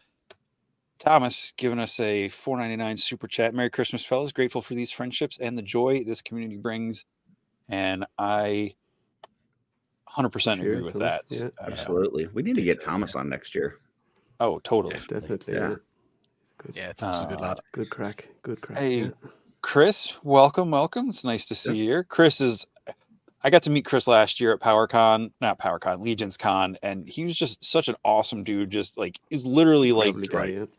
Charlie from Charlie and the Chocolate Factory. He was like, I'm just happy to be here. He's just like smiling, happy to be with everybody, taking pictures. Like, just such a genuine, just really cool dude. And just every time I saw him, he was smiling and taking pictures with people. So Chris, good to see you. Merry Christmas. I want to say something about that raffle that you won. Oh yeah. So real quick, because you messaged me last night to let me know that you had won, which was like, I had two thoughts. My first one was, wow, that's awesome. I'm really happy for my buddy Jesse that he won all this stuff. And then my second thought was, how come this bastard didn't tell me that this was going on so that I could get into it? So those were my two thoughts, and I just wanted to let you know. But my first one definitely was being happy for you. So, yeah. Just so you know. Look, I'm not one of those people that does the like, hey, repost this Facebook post, if you care about my feelings, or repost this if you believe, whatever. Like if the prompt was like, I think I had to share the post. I don't remember what it was. No, I think it just paid into, I don't remember. But like, I'm just saying, like a heads up, like, hey, by the way, there's this raffle going on. It's maybe if you were following D Blake's page, you would have seen it yourself. I am, but I'm so popular on Instagram. I've got so many followers, and then I feel the need to follow them back. So I got like 1,000 folks on there that are following me, and I got to follow. It's just a lot of stuff. I'm a big deal in the toy community. So yeah, it's just hard to keep up sometimes. So just FYI. I mean, what's up, Rob? He's tooting his own horn, huh? I love when somebody I has leave Jesse speechless. That was one of my favorite things 100%. from Legions Con this year, I think, was a picture that Curtis rather put up of me and him. And we both got our own faces or names on our t-shirts. And he was like, what sort of douchebags have their own names on their shirts? Yeah, these douchebags. Yeah, just us two. But Curtis didn't do his on purpose. He didn't know that was happening. Oh, so I'm just. But I didn't mind wearing it around. Here's Jesse. Yeah. No, sorry. I wasn't trying to say you. I wasn't trying. That wasn't a dig at you, Rich. Oh man, that came out wrong.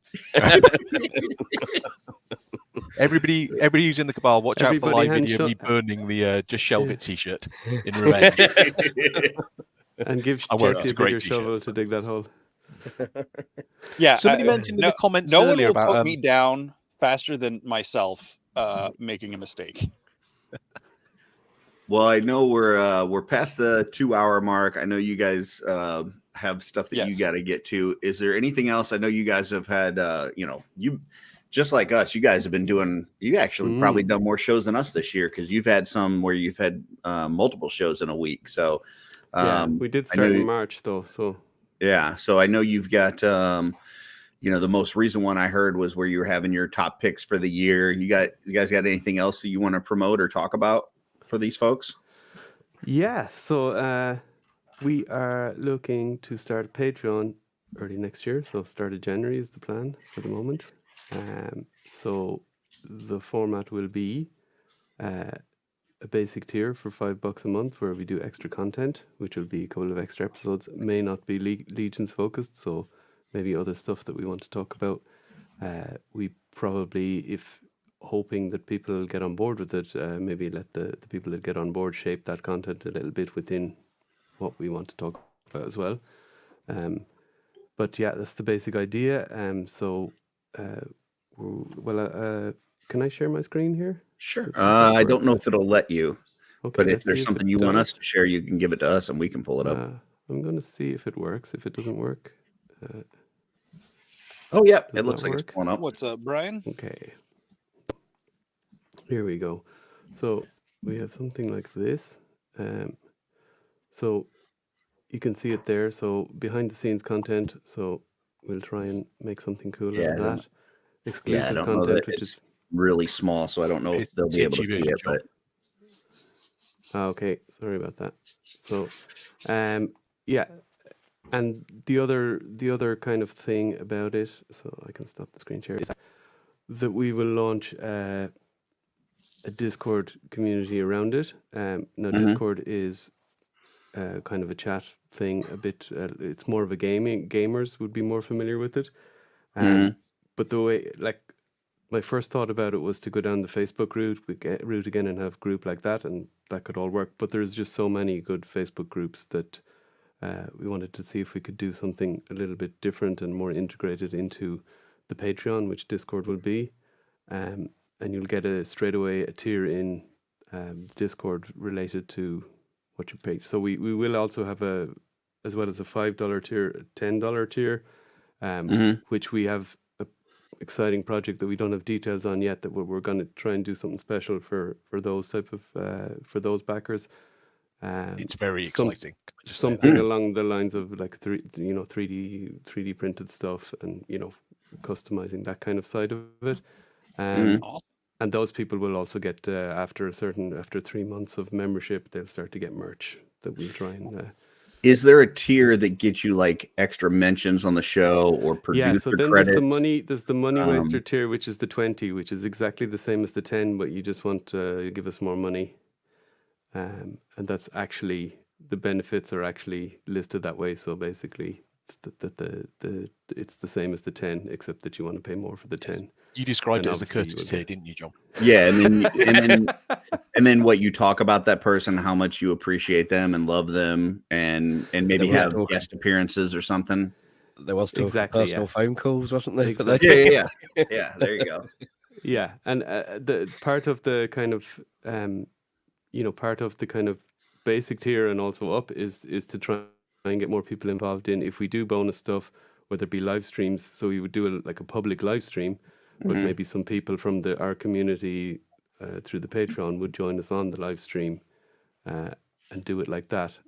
And then we still, despite all of this, we still just do our regular weekly episodes. So this is just on top. This is just, if we're going to do more on top, we need to do it this way. And also it will kind of help us to kind of, keep the show kind of going, and also to kind of, branch it out a little bit and get it be a bit more community driven, because Facebook and Instagram is great, but it's very, it's very all over the place. I often see stuff, and then if I don't screenshot it or bookmark it, you never see it again. And it's a bit like that, or you throw up stuff for listener questions, and you get 40, 50 likes on the post, which is great, but no, 3 comments. So how do you get that engagement more? Is if you try and build up the community, and even if you only have 10 people to start, which would be great. At least that's a group of people that can build it from there. So that's the kind of thing, and it's not a money making venture as such. It's a kind of a trying to build the community. Good question from Very Trevor. Is there a tier for becoming a co-host or taking over altogether? He's asking for a friend. We could discuss that. There's always depending on how it goes, there's always we the got possibility. a couple Christmas greetings here, but Joe giving a shout out. Merry Christmas, fellas. Thank you for all the fine entertainment this past year. Sorry. And I guess, what is that? It's rare a sheep, hands for the and back. sheep. A sheep. And then But, there's just sorry, yeah, you go for it. No, go ahead. You keep talking. I just need to do something, and then we'll okay. come back. Well, I just want to say I know you guys have come over for Legions Con the last couple of years and spent a very limited amount of time in the U.S. And like a good American drug dealer, I appreciate that you guys gave us the first taste for free, and now you're really trying to cash in on what you've got us hooked on. So I appreciate that. Good work. As I said, you'll still get your weekly episodes. So if that's what you want, and you can keep that. Yeah, and but if you want the always harder be there. stuff, yeah. Well, Gotcha. There's just one more. Curtis thing. is looking. Curtis is looking to get content for all of his bathing moments. So washing his hands, brushing his teeth. Yeah. I'm sure once he gets that, what is that thing called, the bidet installed, he'll want some special stuff for that. So there is one more thing, and the 2 boys don't even know this either. But anyone that signs up in the first month will go into a draw. If we add that to the screen. So anyone that very nice. joins in January of our Patreon will get into a draw for this custom. Anywhere in the world will be shipped to your door. And if you join at the $5 tier, you get 1 space on the wheel. If you obviously join at the $10 tier, we'll put you at 2 spaces on the wheel. That's kind of, I think, the first way to do it. So I think that's a good way of promoting, getting people on board, and then it's up to us from there to keep them on board.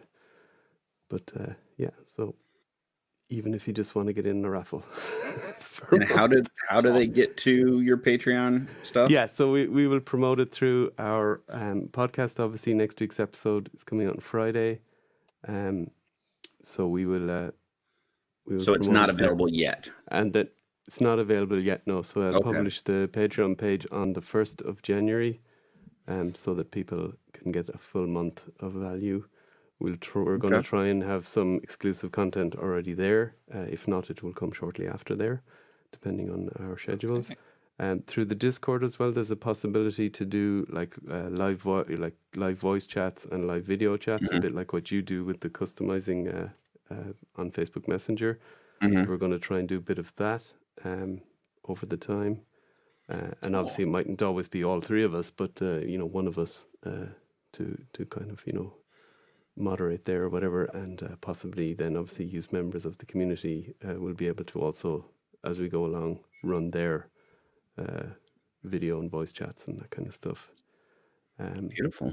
And see where we branch out from there. Let's and then we'll obviously post the link in the groups where we normally post our episode every week. So the Cabal on our Facebook page, on our Instagram page. I'm sure we'll try to help hype that up for you too. Yeah. Sure, I mean, just some ideas that I would have to throw out there, just to kind of help you guys. Like, there might be one like where a certain tier gets you, like if you guys do a live show at Legions Con in your hotel room, that gets you into that room so that you can participate in that. Maybe like a tier where you get like drunken texts from Mal like throughout the night. Just some ideas that I'm kind of shooting out the top of my head, but we can talk if you guys want. Just let me know. We can add them to specific tiers or Yeah, You yeah. can do custom tiers. That for second particular one is for people. very special people, Curtis. Beautiful. Speaking of very of which, you special guys people, go ahead. oh, go ahead. Go I ahead. was just going to say that John mentioned the studio, which normally is 1 p.m. Eastern on Sundays. We will be doing it today. So any of you out there that are in that group that want to do the customizing studio, anybody can start it that's in that group. Otherwise, I will be starting it as soon as we're done here. So it is not canceled for the day. If somebody is really interested in painting today, we will be doing some of that here in just a little bit. So hope to see some of you folks there. And if you're not in that group and you want to be part of that on Sundays, let me know and I'll add you to that group. Sorry, Jesse, go ahead. No, I was just say a couple quick shout outs here. Rick Emmert bringing in a great seeing you all. Merry Christmas, happy holidays to you and your families. Thomas with I'll be back home in Normandy next week, focused on some family health issues. Would love to make it across the Channel or Lux one of these times. Well, good luck with that, Thomas. Joe found it looks like text there, but I made icons for the members, stickers or whatever. So I'm assuming those are the icons. I'm not sure what it looks like on YouTube in his comment. Maybe I need to fix it. But they're supposed to be stickers. Let's see. Beautiful. Gone. Merry Christmas. I'm gonna butcher that if I try to say that. Is one of you guys able to pronounce that? Nadolig Llawen. Yeah, Nadolig that's what it's really. Which is Welsh. Merry Christmas. Okay. 5 of you provided me days of entertainment. I can't wait for next year and hopefully joining you at Legions Con. That would be awesome. That would be nice. Rick Jones, I still need to hear from you to get you your Carver Customs torches. Unless you don't want them, and then we'll spin the wheel and give them to someone else. But if you want them, reach out to me. And we got Paul there. Merry Christmas. Yes. All. Can't wait to see it again at Legions Con 24. So beautiful. Yes. Well, cool. Guys, I just want to say, really appreciate, all the content you guys have put out this year. Your friendship, the being on with us in the Ted Lasso episode, our little group that we've got in Messenger that we talk, really is kind of helped me stay positive and have fun throughout the year. Really appreciate you guys as friends, and just look forward to another year of enjoying hanging out with you guys. So Curtis, really appreciate that. And absolutely right back at you, Curtis. Yeah. And Jesse. And you too, Jesse. I was going to say I don't think I can say that any better than Curtis. Jesse didn't say anything, so screw Jesse. It's kind of hard. You see, I was right about him. Yeah, the brick. Yeah. See, every now and then when I'm playing the bad road. cop, and then I jump in as the good guy, and then Jesse's like, "Shit, how do I now be an asshole?" And he doesn't know how. So no, it's what I can't add anything to that. I'm nodding and backing up what Curtis is saying because apparently he does speak for me sometimes. So, yes. Yep. Now my mind's blank because next week, were you going to promote next week's episode? Yeah, I can do that. So next week, we can't really call these guys friends of the show because they're full on family. Like I've known Sean for over 30 years. Like he's my brother. Dooch is kind of like the brother-in-law that married into the family somehow. And just shows up every now and then. Yeah. So cousin Eddie. Yeah. So I don't know if we ever hammered out a time. It'll be an earlier show, I believe, as well next week, because I got to be out of my apartment because New Year's Eve is happening right out in front of my street, where they drop a giant wrench because I live in Mechanicsburg, and that's what they do. All made up. No, it's 100% real. That's I wish it was made up. A couple years ago, I was home. I was sick as a dog. I like pounding headache, miserable, couldn't sleep. And then the New Year's Eve festivities, literally right out the front door of my apartment on Main Street. They block off like 2 blocks of the neighborhood. You can't drive in. And it's just the DJ set up right across the street from me. So the speakers are blasting at my building all night long. And then they're like, it's after midnight. You know, they've done all this stuff, and then they're like, "All right, we're just gonna send everybody out with one last song," and they start playing frickin' Freebird, which I don't 10 minutes dislike long. that song. I don't dislike that song, but it was loud. It felt like it went on for another hour before it ended, and I'd even taken like sleeping pills to go to sleep, and I was just like screaming at my window, like, "Go home! New Year's Eve is over!" So I just leave. I just go to a friend's house and spend the night there. But yeah, next week, Scavarna in the douche, sometime doing something. I don't know. We'll see. We do have another $2 super chat from Trevor. Says, "Great show, boys. Good to see the Euro lads." Thanks, Trevor. We love you. We appreciate you. Yeah, And Trevor.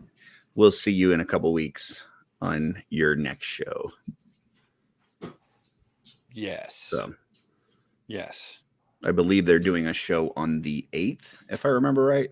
That rings a bell, yeah. Let me just double check that. Yeah, the 8th, they're gonna do their top figures. So Cool. yeah, tune into that. That should be a lot of fun. I think they're gonna have some guests on and stuff. So Well, we've been trying to let these gentlemen go for the past 26 minutes. So Yeah. guys, My once dinner again, might be thank you thrown at me. so much for joining us. It was a blast hanging out with you today, and at like Curtis said, on the Ted Lasso show, listening to your show, Absolutely. being at Legions Con and all that stuff. Can't wait to see you guys again.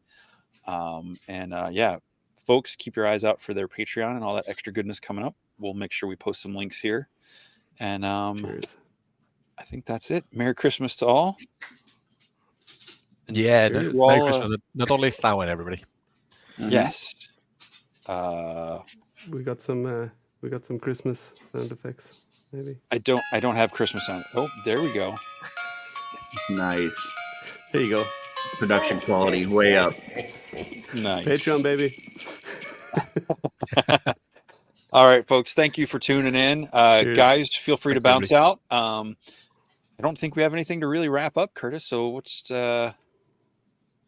sign off with thanks for watching, and until next time. What's on your sheep?